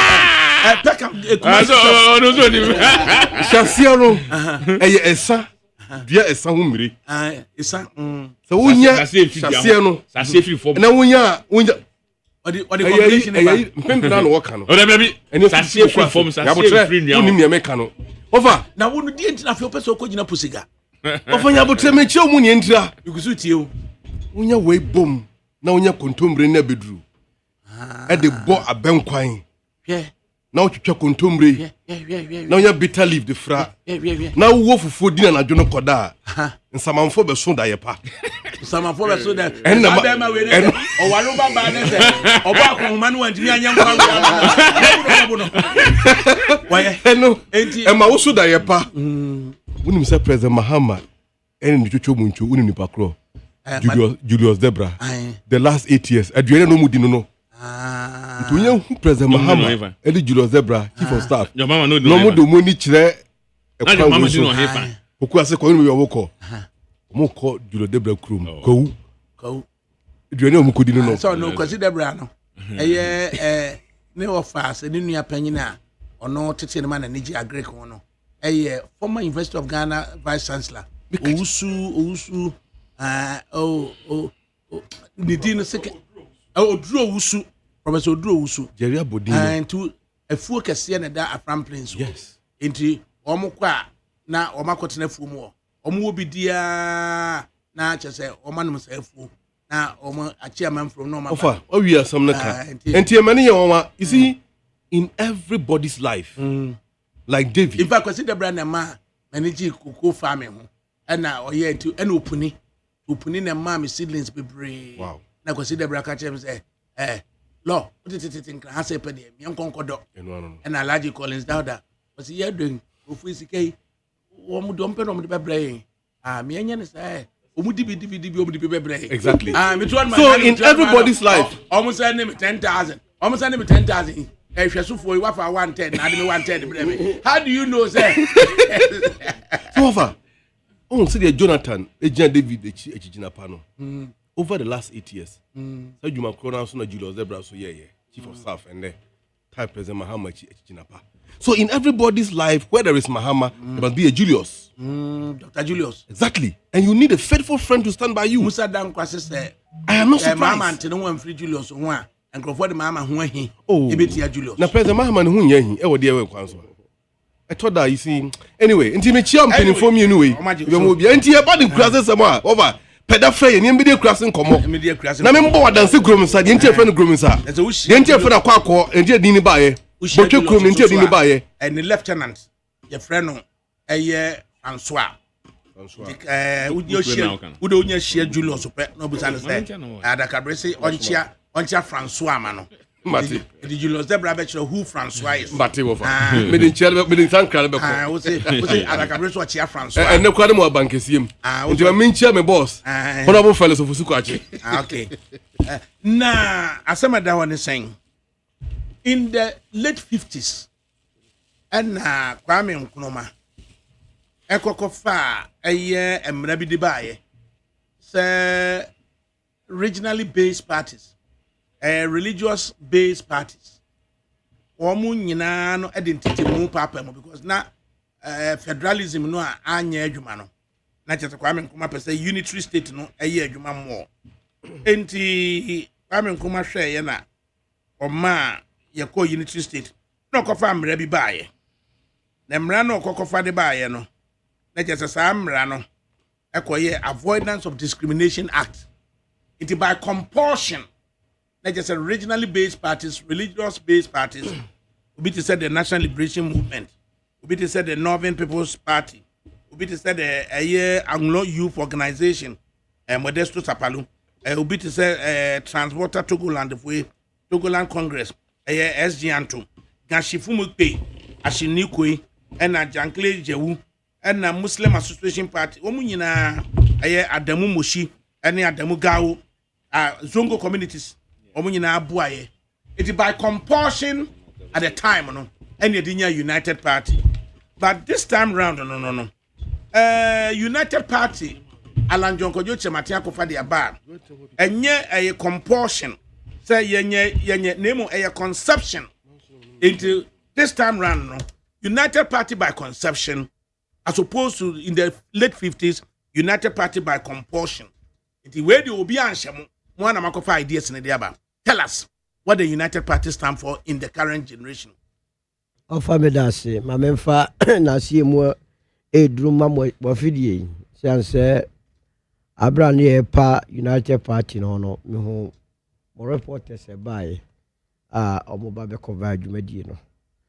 Ofa se de okay United Party dada no de eye wanim semo a eye parties be senso ene kabo mu a odidi na tudwa na se sabre no man kan mu a enka omo party no eye basa basa ma UP ne bae no ede enioma na wo nioma papa e wo mani so it is a consensus building because we want to be build the consensus enka sa parties in swing can get to be mebom no we believe in decentralization show mo a say yentratra memu ne nko Ghana fa nyina kurase ni ade na UP no e believe in na UP no e believe in respect for human rights and akabi maminkabi amebo na Sudan yo ba so ho a na sabi eno so na nye enenti oti yenu nsemo na no ye di party ne tudwa no a ye ka cho say ye de ne UPD plus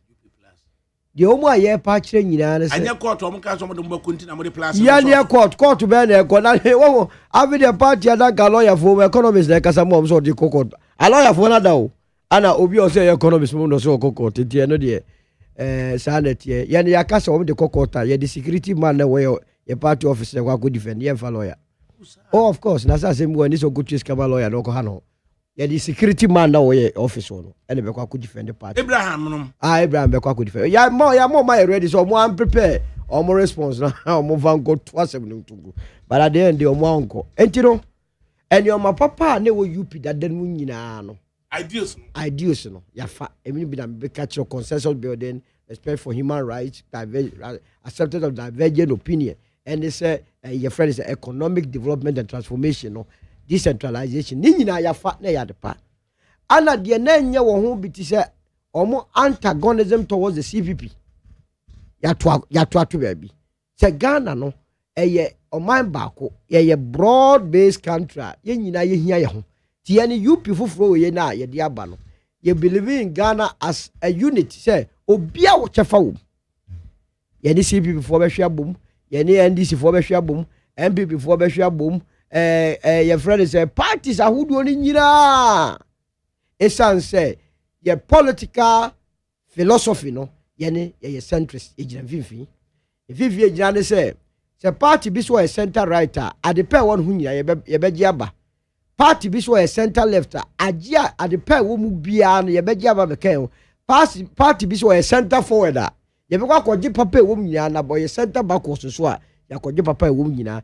de to bi dia ba be chichiro ma eno ne the current UP a ye wom eno nti na eye ni so eye fese abra ye launch sa political party no ye to ye African political parties awodo ni nyina no the convention people's party and it we ba ya e be gina mu e ma ne ye fe over kalena nka CPP nkomo mo e sanse UP ni CPP de na nka ejadem na so no esane wo mahu botaye ne anisade hunu foforo a apam foforo a sa UP e de bagana politics mama na be yakono se ye gi adwene nyina papa wom ne de aye adwuma mo botaye ne se mo begu MPP na rather than say mo botaye be ye se mo betimi ensa ka amamuo ma bebu Ghana man.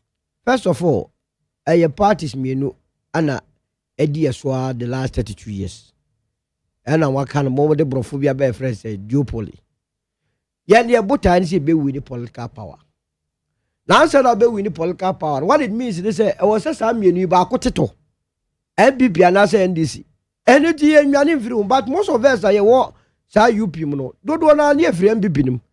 And it all your party immediately casualty bet me upon MPP where nadia secret. And until that launch ya na numero nkofo so mbeko court. You are unashamedly admitting say ba ko beti ato MPP ntento. Enya say sa le besie na sa le beye sa na nkofo ka no. Esan say the greater percentage of yomo a ewo UP nim no.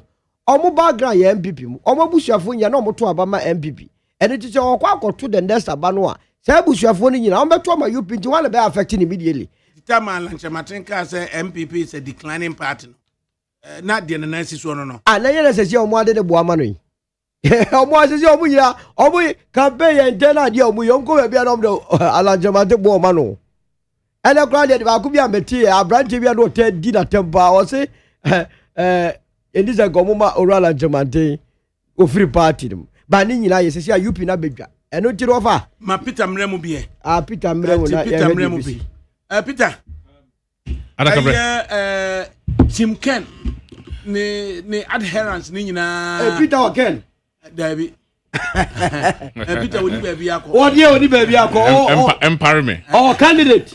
Definitely yes. Now candidate, you know why? Dr. Bam. There's no two. Tim Ken adherence no supporters ni nyina indicate say Ken ebe winning. A flag bearership of the New Patriotic Party. I can educate a compare kwa Japan winning so or the Alan Chermatin or then the Baba form alliance. United Party is not be doing. What are your thoughts? You see, near Echo so Ghana has this year, you know. Me di Yenra Alan Chermatin, me didn't know Yapa.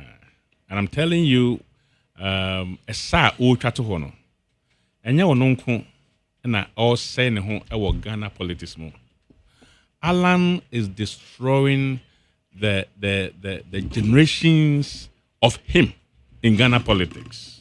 Alan is totally destroying the generations that will come after him, bearing the name Alan Chermatin in Ghana politics, and that is what he's doing. And I said it on your at your studios here. Say, I will not be surprised if Alan one day gets up to resign from the movement for change that he himself led, because he is known as you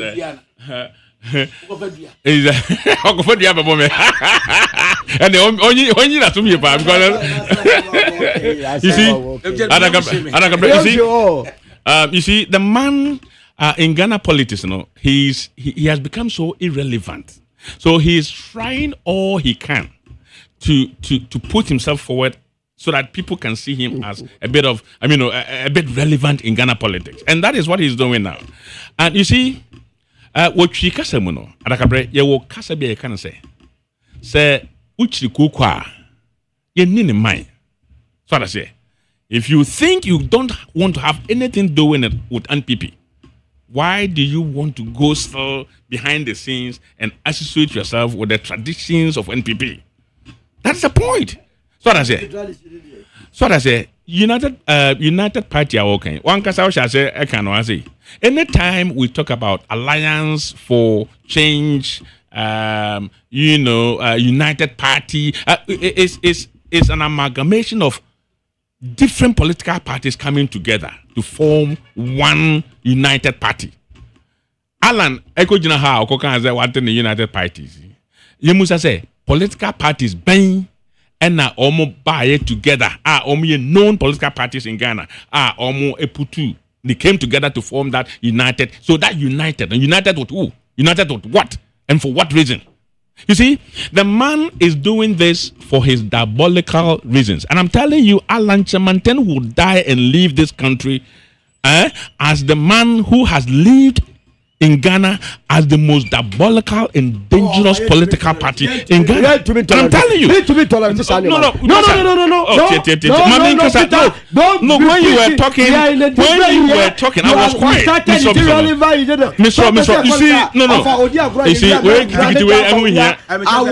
can say whatever you want. You have said words. You have said words about Bawumia. I don't care about whatever you're going to say. But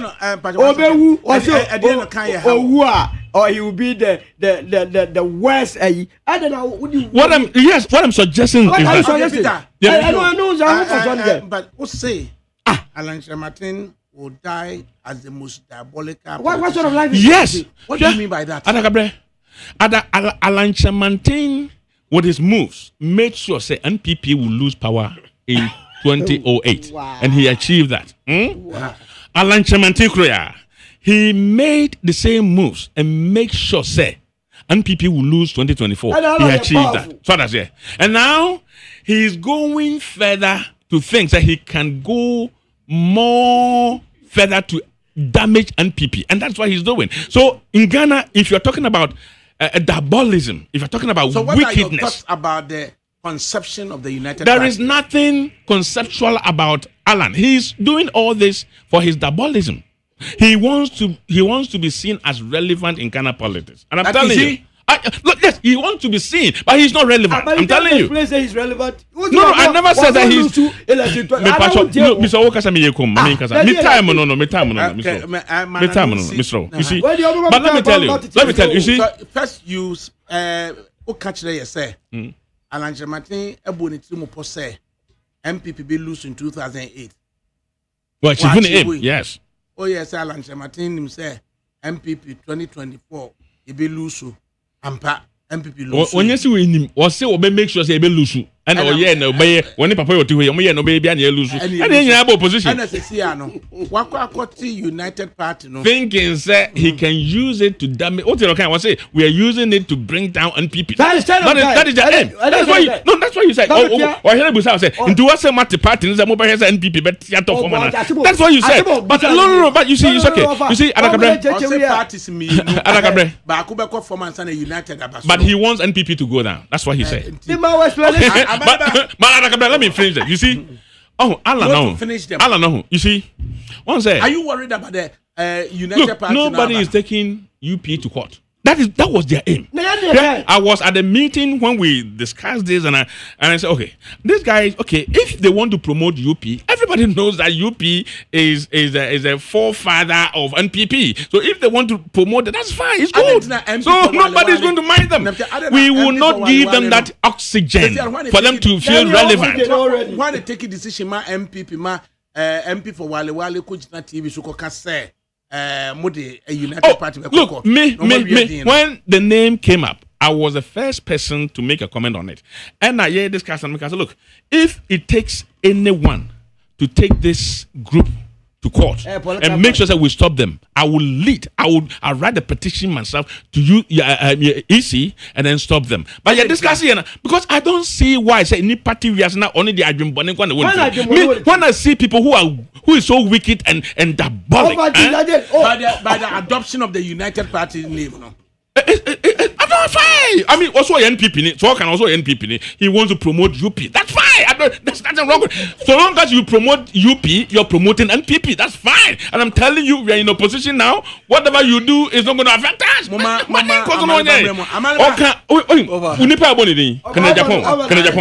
You see, almost said they can position themselves, so that when Japan loses this primary, then he will go and join them. Now, and this phones you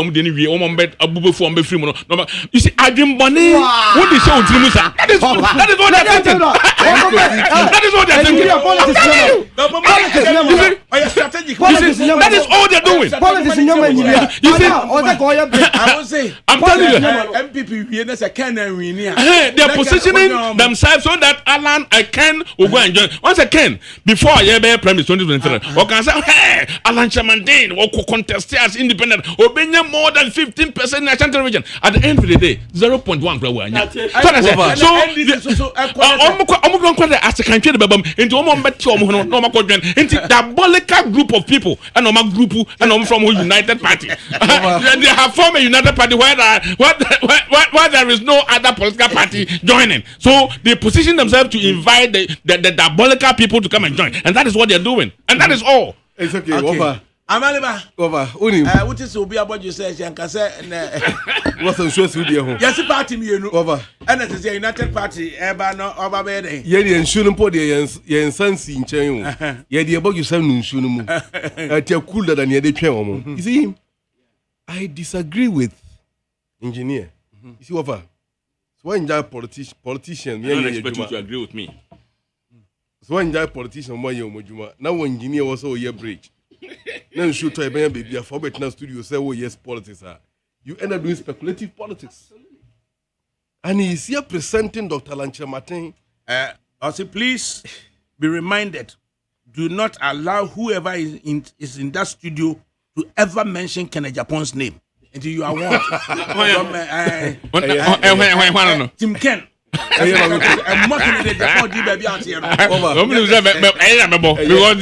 they know that one diabolic.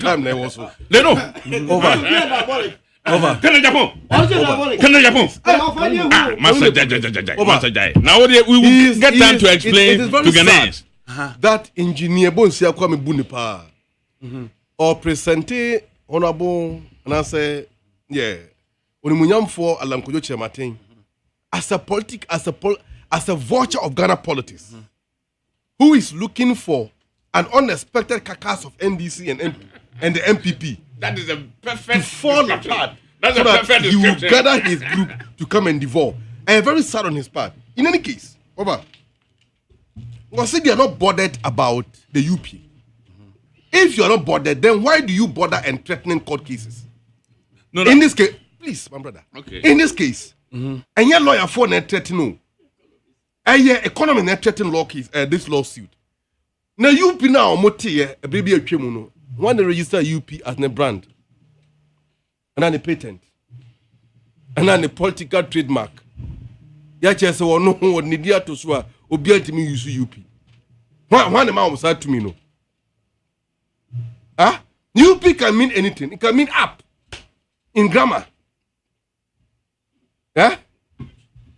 It means us pumping up or use push.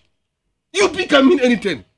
This is what here as economists air threatening law case or patchere. In any case, over. I am very, very unfortunate that the MPP at this time is identifying Honorable Alan Kojo Martin as a problem of the MPP. Pewano anasema okay. Was Honorable Alan Kojo Martin in a moment lose 2008 elections.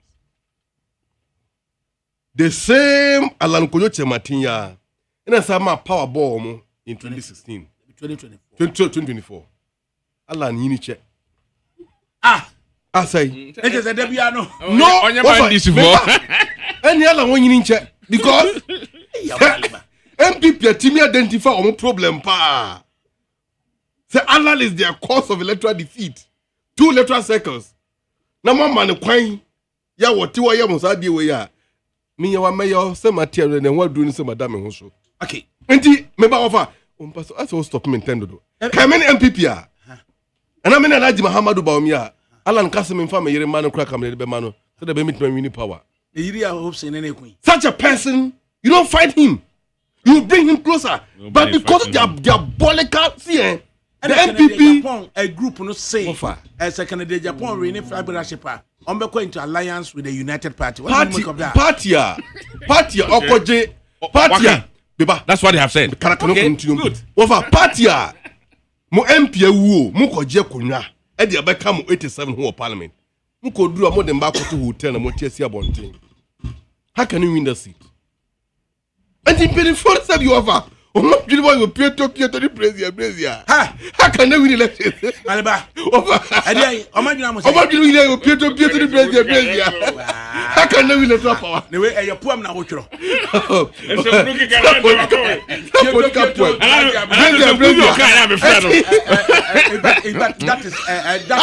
That is a sexist comment. A sexist comment. Because he doesn't know what he's saying. Discriminatory. You see, it was all say, I am a supporter. And also can be say, okay, what do you want? Young wrong. Oh, and these are the people. Okay, people. Over me, and people. At this moment, the problem is not Alan. The problem is not UP. The problem is their own people. I pray that Alan gets money and dismantle the MPP. And I was in the Flagstaff House when the AG presented an investigation report to the good people of Ghana about the Nneoma Akufo-Addo appointees here in office. In this case, or the saying, Hanan of Stock. Attorney General. I was shocked. Attorney General. The revelation that came out. And I believe that if time allows, we will discuss it. And these people must never be allowed to come anywhere close. Okay. In fact, Alan here to Boakra, me, Amalaba, Messa, me sit now, Cotona, with the Scara Cobuano, so they'll be going MPP. When okay. Quick,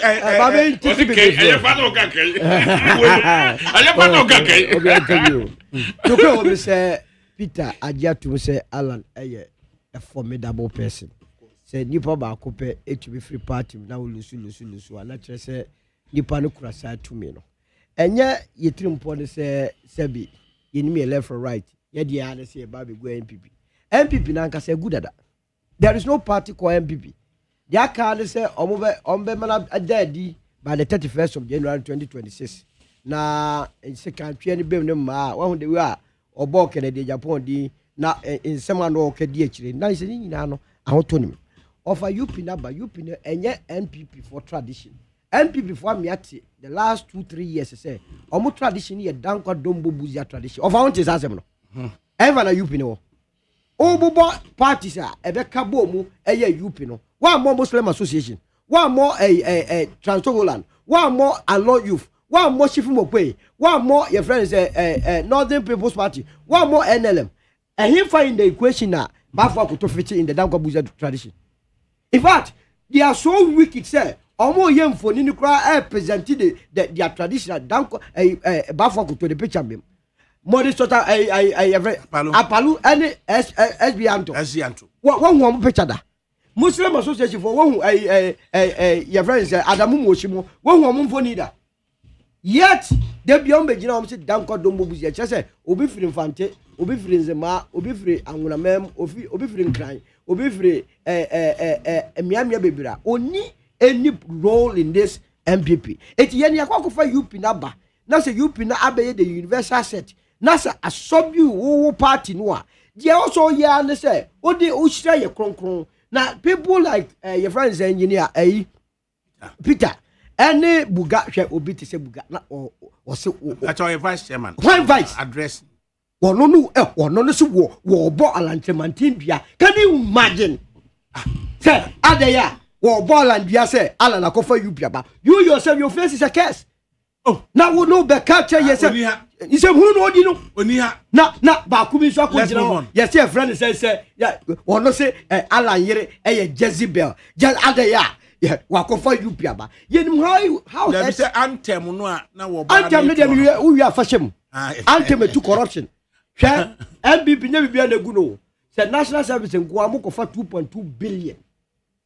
Ebe gu no. Say Hanan ene ejapadia attorney general. You see, quick one on this. You see, nobody is going to fight Alan and his cohorts. Nobody should. No one is going to fight them. Already you are fighting. No one is going to fight them. In fact, when they came up, now if he said they could be a threat, but they are not. In fact, they are irrelevant. Now, Unim, Attorney General, you see, NDC and their propaganda is not going to help them. Okay, me read the Attorney General or say MPP engage certain persons with criminal intent. Na omo benefited from the process of the crime. Omo committee. Now, in one case of a former chief executive of the National Food and Buffer Stock Company, no process of the crime a fair na ye be a case na manakono. Would it be $1.65 million? A top 5-bedroom house. I will chain homes. Baby John Muhammad, you know. And now what they your friend is saying $600,000. A top 3-bedroom house at cantonments, Accra has saying. And what they $750,000. A top plots of land at airport development. And a period of 2016 to 2024 and working. And what the $250,000. A top 17-bedroom boutique hotel. Ewo Gumani, Tamale. And what they 4.142 million Ghana cedis. Ekoto 4-bedroom bungalow situated at Jowulu, Accra. And what they 307,000 Ghana cedis. Eto 0.32 acre government land. Way any corrupt entity or to me siphon sika from government sources adequate to private accounts linked to or no so no or they sika no and or they to say that way. What do you make of AG? Yes, tabulation ya way. You see, ADAKABRI, we know say anytime NDC is in power, they have had useless attorney general, but this current attorney general is becoming the worst useless one among all. I'm telling you. You know why I'm saying this, ADAKABRI? You see, if you're an attorney general and yet press conference and I will call ye na odia koka sansem we na dia go obi ho fin. Maza, omoba power ebepomene ADAKABRI. This man, number of press conferences are why ye odi gu nipa ho fin wo Ghana. Emu sa se emu de hen dodo sen na do mako gina court a what mi anwane obi bi wom. Hwe edin kan kasa kakraka bi obeto ebekato Ghana asum say abrante e frɛ no adubu ahen. Ghana sika wo Ghana nyina eye national security sika. Wo wie ma ne yire ono otu kwan a enema bag kese na esen kan enema gumu no sika nkwa ne gumu. O matimi edi sika nkwa akoto estate house won kan ha etoto asosi ya more than 20 obeka ne nyina wo press conference mu papa yo attorney general. Meanwhile o ye no the case o de court no sa 20 estate houses na obodin won press conference mu no wamfa anhwem se ampase wo hu se obi akoto sa Japadian Ghana. Yet he said this to damage and destroy somebody's image. Oh, na ebi anawoye. And the same thing. Okay, say Tamana Hanatete, eye Attorney General no. Okay. Woye number of press conferences our Ghana hakache Ghana was wo about Hanatete. Bakono you say Betmode Idrisu, member of the council. Betmode Idrisu. Eye press conferences hakache Ghana Anthony, was calling Attorney General useless? Of course, Mr. yes. Host, are you listening? I am. Yes, you are listening. I'm saying that. One more, anya someone. Oh, can one more gumwana?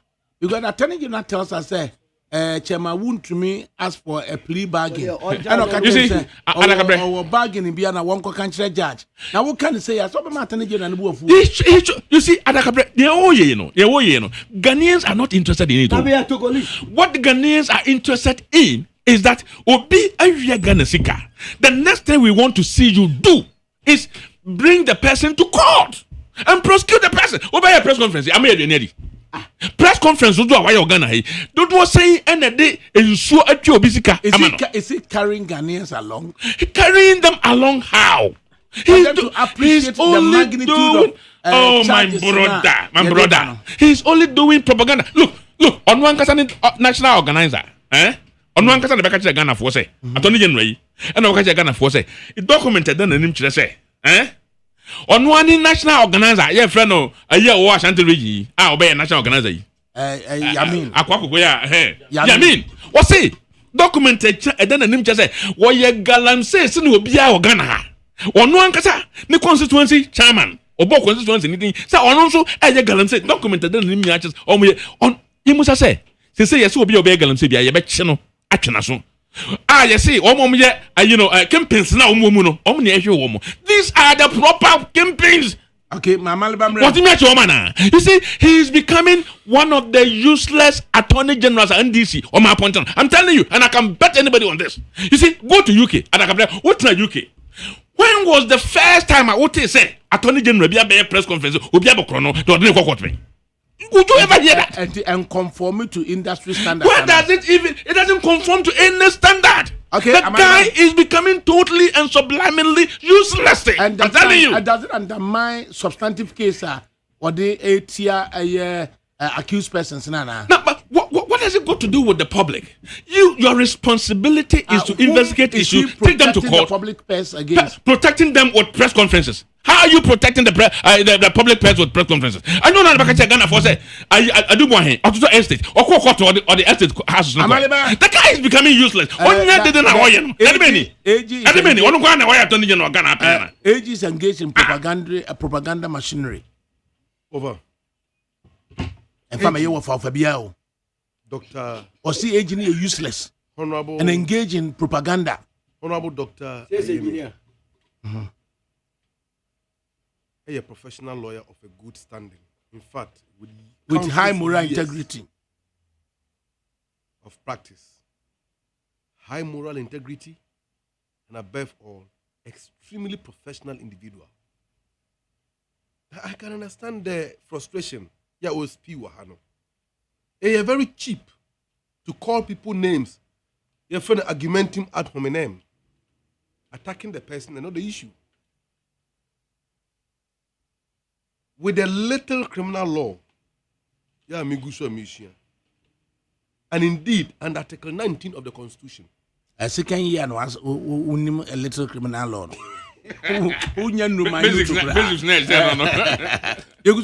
What is the standard of proof in a criminal case? The accused person must also be heard, isn't it? So what's the need for and the of press course, conference? he who alleges must prove. What's the need for the press conference? And above all, you must prove the guilt of the accused person beyond reasonable doubt. You know, be so. The Attorney General briefing the press, and yet about a sheer populism, as the opponent is here claiming, because the Attorney General is the principal legal representative of the good people of Ghana. He is working for the people. And he must provide accountability because Ghana for Jessica. He's working for the government as Attorney General, but working for the people as Justice Minister. Exactly. Ghana for Jessica. Eddie Amano. Sikana Ghana for Chairman Somfanya Jumano. He's accounting to the people what he is using the money for. In any case, offer. Odiobi Kokota. I was in the press conference this morning myself. The Attorney General was very blunt on the issues. Over. NPP, they are very smart when it comes to committing a crime. Now, the criminal syndicate and the conspiratorial network within their modus operandi are so sophisticated that it takes a patience, the thick skin, and the ability to absorb all the public pressure from a mature individual like Honorable Dominic Ayene, regardless of the pressure, even from the NDC-owned party and the Ghanaian public on him. He remained calm and cool. You see, call war front, or dangerous by snipers. Bombs may be detonating side by side, but you need to remain calm so you can take your target. And that is exactly at the Attorney General. Look, the MPP can rant. When the Attorney General presented the first press conference he is claiming here, their first appearance in court, one of the accused person, as original court, a fire on one lawyer, call them wow. Just attach a lawyer attach here on one the client one fine or wow. Or fire no. Also, the Honorable Betty Modidrisu, when she became an AG, was doing press conference. I don't know what he's talking. He getting no facts because me, I was here and I've been here all this while. The Attorney General press conferences have a reason. The MPP doesn't know, and they don't want it. So press conference Attorney General he's exposing them. Can you say Ghana for bed say Hana ne yere set up companies. Omu ya no ma word contract ama omu ho na sika na for backdoor akugro omu account. Comedian Oh. Comedian Why allegedly? Attorney General has spoken and I am taking his words. Allegedly. And comedian say Hanan. Affair sika allegedly. And you see, like I see, people are so sophisticated. It could take only Honorable Dr. Yene to dismantle our criminal network. They can continue to do it. We have 4 years ahead of us to dismantle their network and put them before court. And Attorney General can say Ghana for them here free more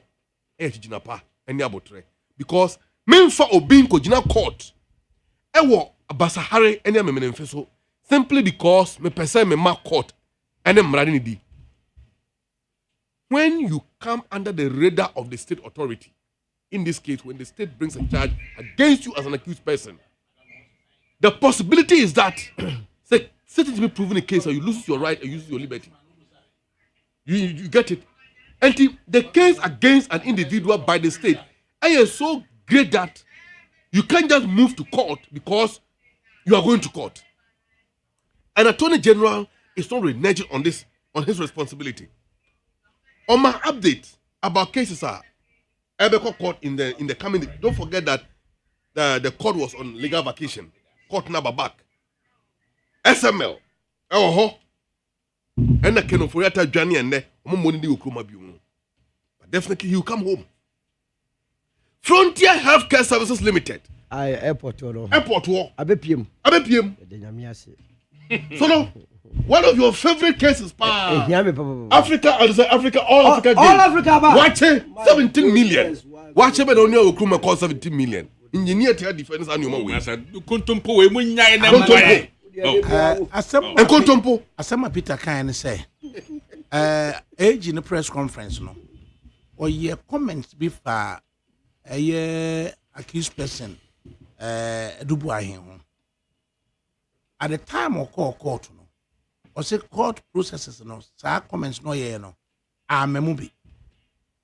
National Service and Sensible by, no, age in your comments before former sports minister Mustafa.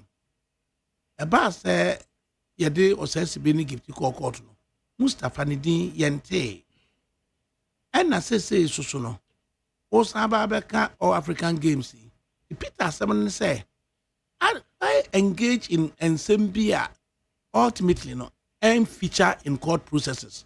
What do you have to say? Over investigations the be determined charges at the court maybe.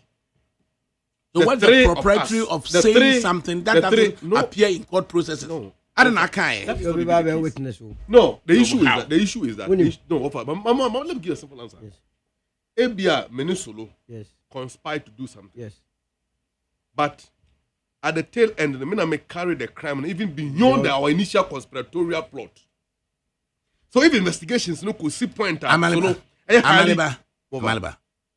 Mesama the opportunity ne solomrem Peter person what no wants to say ube ya press conference ade wo kan nkrofo bi fa no gospel enti ade na beba beka bibi na somehow bi kura tenche obeka say what defame nipa no na ya bono because edan bi kura si asokore mampon eduru no mam say akwa na de afeye edubu ahin dan no enu o kire say afeye kokko wasa kire ba ko edan na fe what we are kire asokore de no e de eji tie so enna ade afede ko duru quarter amemu bi enti o person kire say ade awunim say amemu no why mention it out of mischief the American say he's doing it out of mischief wona make the American offer yo say facts no end at a point where Solo can come to the limelight to face the justice system.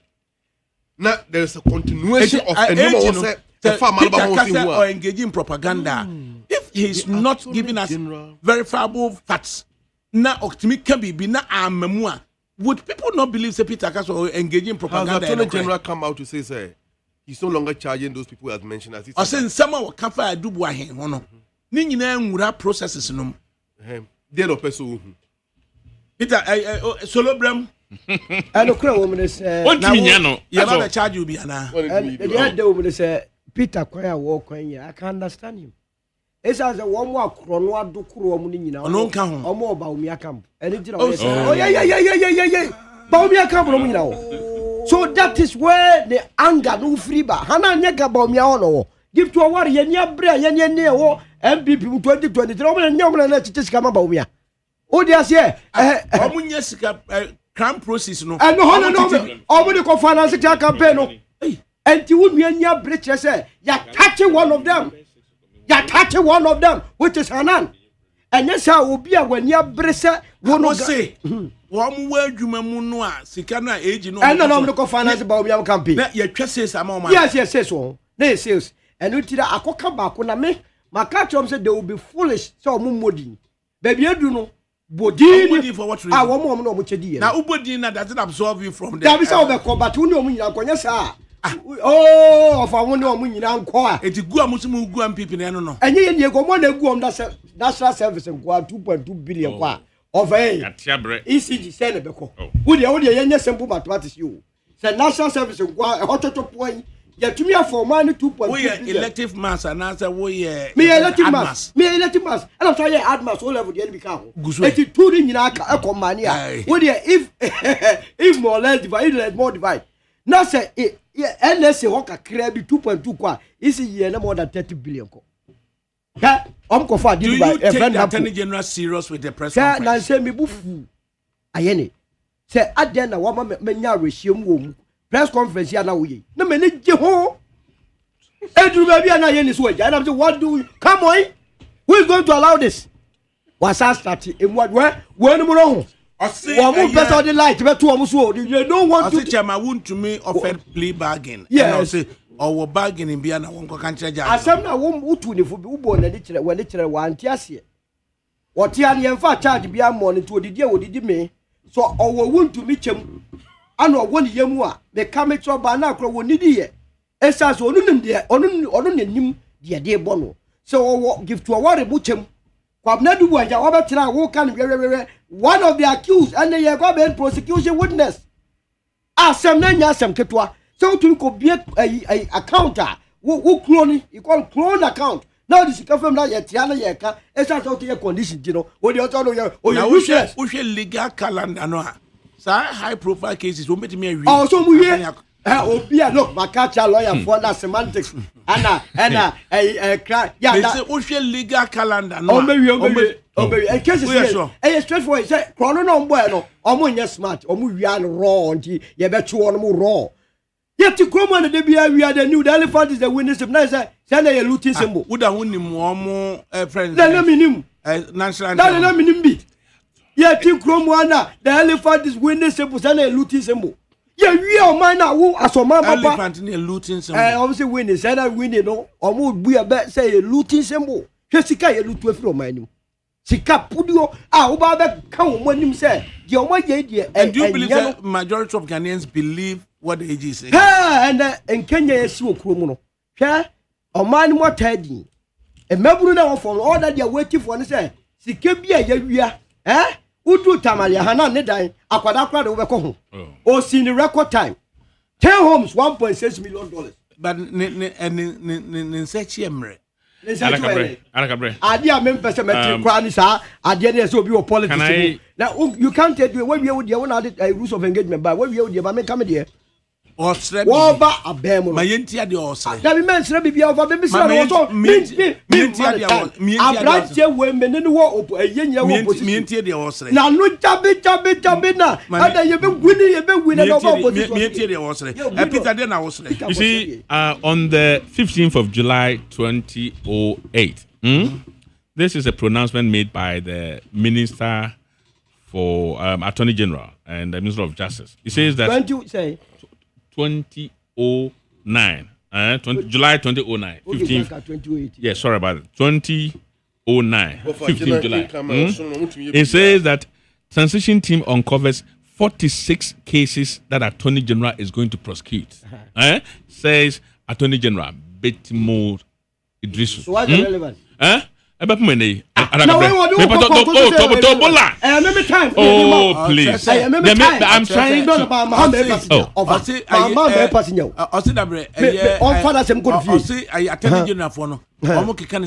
And these Attorney Generals, that's what they do. They are full of propaganda. Gifty or what did you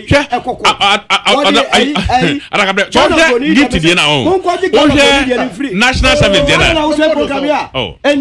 guys you're not reasoning. Why would because the guy is doing propaganda and you're supporting it.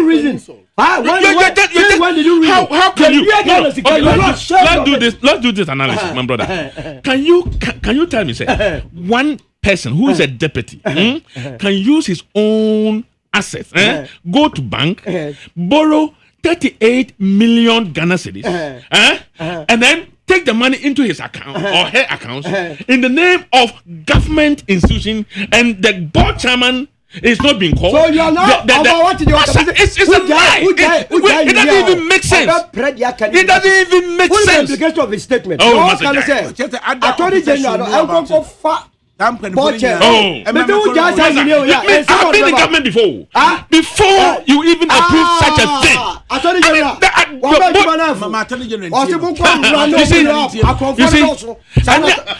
You're talking about board now. Every institution has a board. Now you're telling me 38 million. A deputy director general goes to bank, borrows that money in the name of that organization. And 70 million. Can you imagine? Doesn't even make sense. What if you? Doesn't even make sense. You say, my friend, you can now. No. My friend, you can now. You should reason. No. You doesn't even make sense. No bank manager will do such a thing. Bank manager, you are a lawyer. Bank manager now was signing 38 million Ghana cedis. No, they are individual in the name of government organization.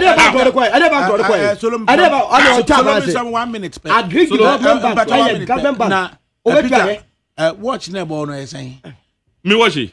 I told you 1.5 million. Nebo head on your day. It's about 250 pounds. Now a flat what? Or say one of the colleagues had no MPP mono. Particulars of the case, you know. One ne yere no our housewife on your juma. Bags and quania na bags a high profile expensive bags ma bag kuta pia bonten. Valentino and Gucci no. Look here. And now face to Berman no.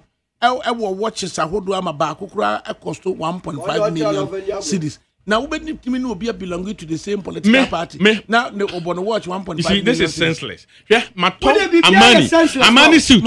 Amani suit a cost of 2,700.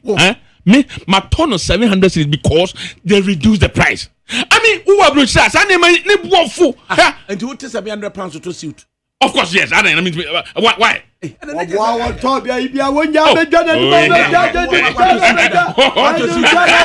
see to ground to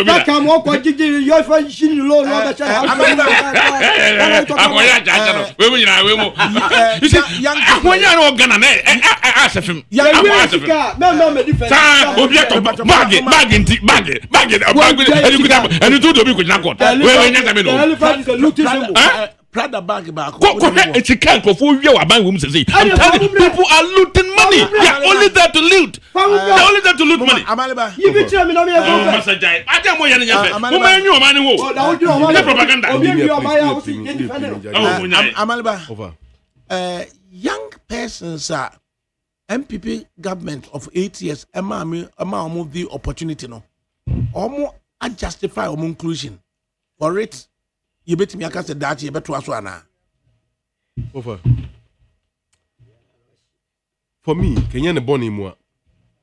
Say, ya mamba bunu kwan say, omoso nchedi ombeti mi aye. Na mom, emabunu na wo ma omo kwan so omo nchedi ombeti mi aye no. Oso hwe mpenimfo mu die di mamba bunu na hwe omo sua omo. And that is key. That is key. You will come her. And a Ghana at 50 report, Commission of Inquiry. Been got down so much Jessica or politin bag without accountability.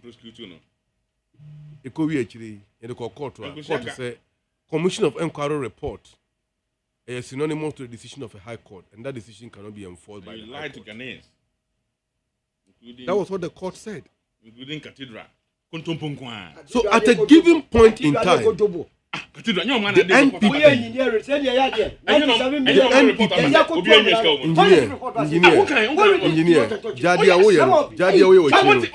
so stop engaging him.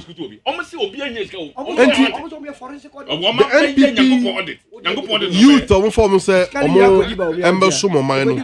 in fact, Oman boss a papa Anto. And Omo yes, I money because penny nifie what yam Malbam some few seconds now. Apparently, no, Tim Ken of the MPP librarship, no, a tout to say almost to me, a winning the heart and mind of formidable Arenatoshi. No mubusino, and a team Baomi as what you say, oh, and Qualano Crass and no more a short up about Toshino, and Qualani in every Toshiachi. It's a bit a catoshine, a bit the backside. And before 7 years. That's how the name where you're going. Chairman Possible, now Abnam Professor country Peter. Please tell Peter and Chubu a second. It's very bitter, and it will be more bitter now that we have pushed them into the bush. All their cases will bounce back to them because they have stolen the poor people of Ghana's money. He has nothing on a. He has nothing on a. He has nothing on a Christ-like leader. His Excellency Alan. Absolutely. He could explain Taya. Chama Kwasibo Kumelenium Chama Yamaha. Yeah, we just had a career. Mubosi, not touchy. We tell you, Osuna. Engineer, how can I come here very saying? Even Peter and Chubuasi Akon. Okay. Now, Peter also a real with you. Omenyoso. What's one you so? I know what would you have politics? And some of our Peter Tioya, all the Gagaya, yes, we have been capable of party. Only Alan Jawan go for Naya, Kennedy and go see say, Chevy for Naya, Abba from Yamusai. Not Toshi or the formidable team Nabaka one answer, or no one Aban and the boys, no, and then the girls in Aquacudi, your friends and one. I did for the formidable team. You woman, ye. You will be at your loyalty is not transferable. Then, Nilipe, Alan Jamatin, Alan Jamatin party, no cafe. Yeah, Papa, ADAKABRI name, and you automatically say, now. Yeah, you have a D ADAKABRI. But they will say, Alan Jamatin, all con, not to see now, but all cloud. It's a yes and a yes and a yes. Only cloud that. I thought me because you go with the Kennedy, and I didn't come over, and as an artist, I already created. I don't come over. I didn't. Engineer Odibaobi, and I didn't come over. Newspaper headlines, you are joining. I don't know to sing one corner. I didn't come over. Time I mean, wait. And a great opportunity, the mama of the rich, and I want to, and I don't know what I die. Mammy, when a great Accra, your performance, I'm going here, Kakabine Koye, on money sandwich money, who Kakabine Koye. Every consistency in the Greater Accra, correct check it. I mean, we can see the woman's footprint there. And for me, I think Cynthia was shifting. At the Kenya Sonko, Greater Accra has fallen. I can say that on authority. But she's moved as consolidated Kennedy's getting in the Greater Accra. Because a year, 25 chairmen in the Greater Accra are saying to us in confidence, say, more confidence or not to shim say, not to shibit me a move, Greater Accra. ADAKABRI, I am saying this because maybe one of the chairmen. What is happening now to share for everything? We have our own issues. My West, they be joined by 200 and something. 3 days to the election, let's see. Now to see sense no your West. Yes, I come to West Sunday. It is there, His Excellency, but we are not getting. They came coming on me, Minister of the West. Me go formidable chairman in my contest. It did not touch the team now, but now so no one now, but in Sapine. ADAKABRI no obi ka team den. Ma really institution on your team. It's an institution. I don't know where propaganda. Me Steve. The NATO now we hear one decimal Dr. Baumiano. And then Oba Ken no. Who suffer who believe we say Tim Baumia ever suffer damage me. You see, ADAKABRI, the woman say sometimes you have to be finding player, but not because of any playing time. Just to weaken the opponent. I don't know. Toshiba Wabano be weaking Timbaumia. Weaking, and you say a weaking. Okay, Yadawasi. Abner Ampa for ADAKABRI, please greet my director of communications of the United Party, King Solomon.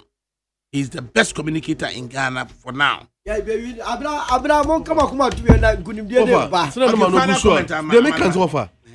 You see, all the mabunu, the 2 mission monsa. Some family, some of mine, no more than a chronoboa. It amounts to political genocide against the next generation. So this kind of injustice. The young men now, a previous government in the far woman, or justify inclusion. They didn't justify their inclusion at all because they learn from their leaders who are corrupt to the core. Since a penny will fear, and no man so cool for the can see. The man himself was a clearing agent. Now, point is about Corona before the state institution will even conclude on investigations and bring their report out, no step in, no clear one. So he was sparing them on. Since opportunity fi ne kwalawe nanka wan tu omfo na omo wia ma bi be kan simu a ibu nanka we for one de ka na atane je na ebobodin no ebrebe na sanko for shall say handle such money.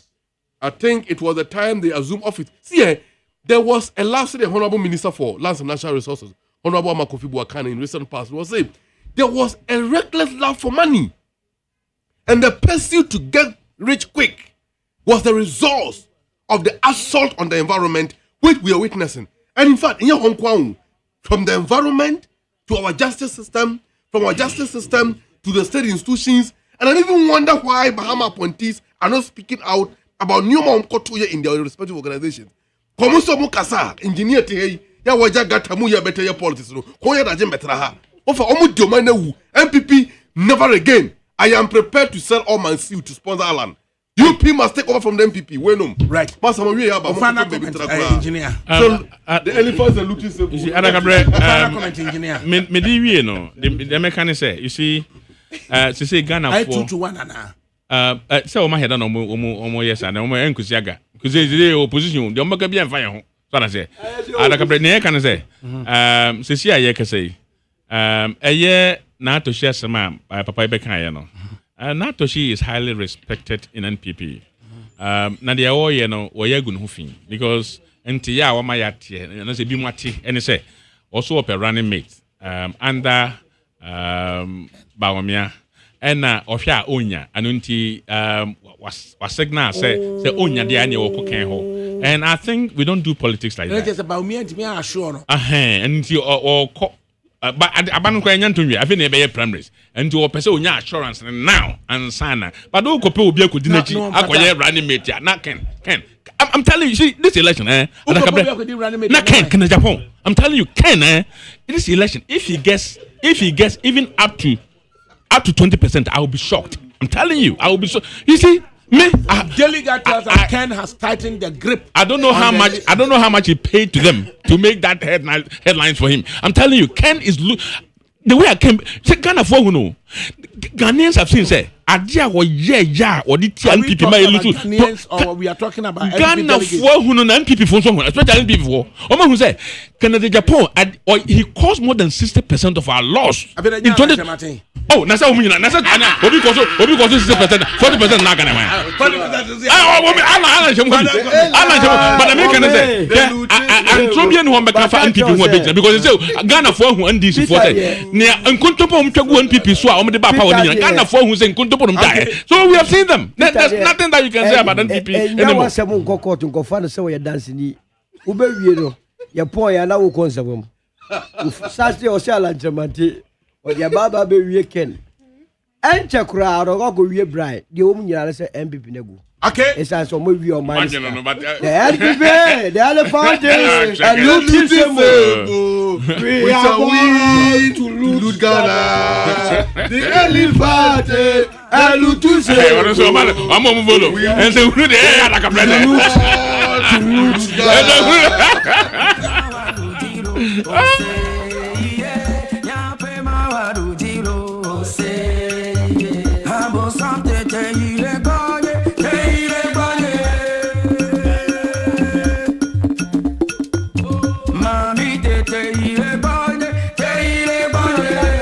Fie de fie na ye ko na Abramo ye na de ko fie wani ola koku Michael wani DJ Foreigner no mo de be ko fie jojo asida koma eye panyini kojo Damiado eye Magjerosei Ajman na Abramo na eye Abna Frema Abankro teacher Bankro master Bankro nana Abna Frema Egato be mawale foma otito be mawale foma wa meno be mawale foma mujilanya j'ai fouillé, j'ai cherché, j'ai pas trouvé. Maudit la nous que les jambes c'est mes vola. Maudit be ma c'est mes la. Kofi be ma watura tonye ma ayo. When I'm near my vo, I do your name so ma vo ayo. When I'm near my vo, I do your name so ma vo. Egato be ma wale foma, otito be ma wale foma. Wa me no be ma wale foma. Mujilanya, ne no view on nade. Ohana jagbaga, be ya wonuba. Hano be na ya se to ugoro. Obe ne no view on nade. Ohana jagbaga,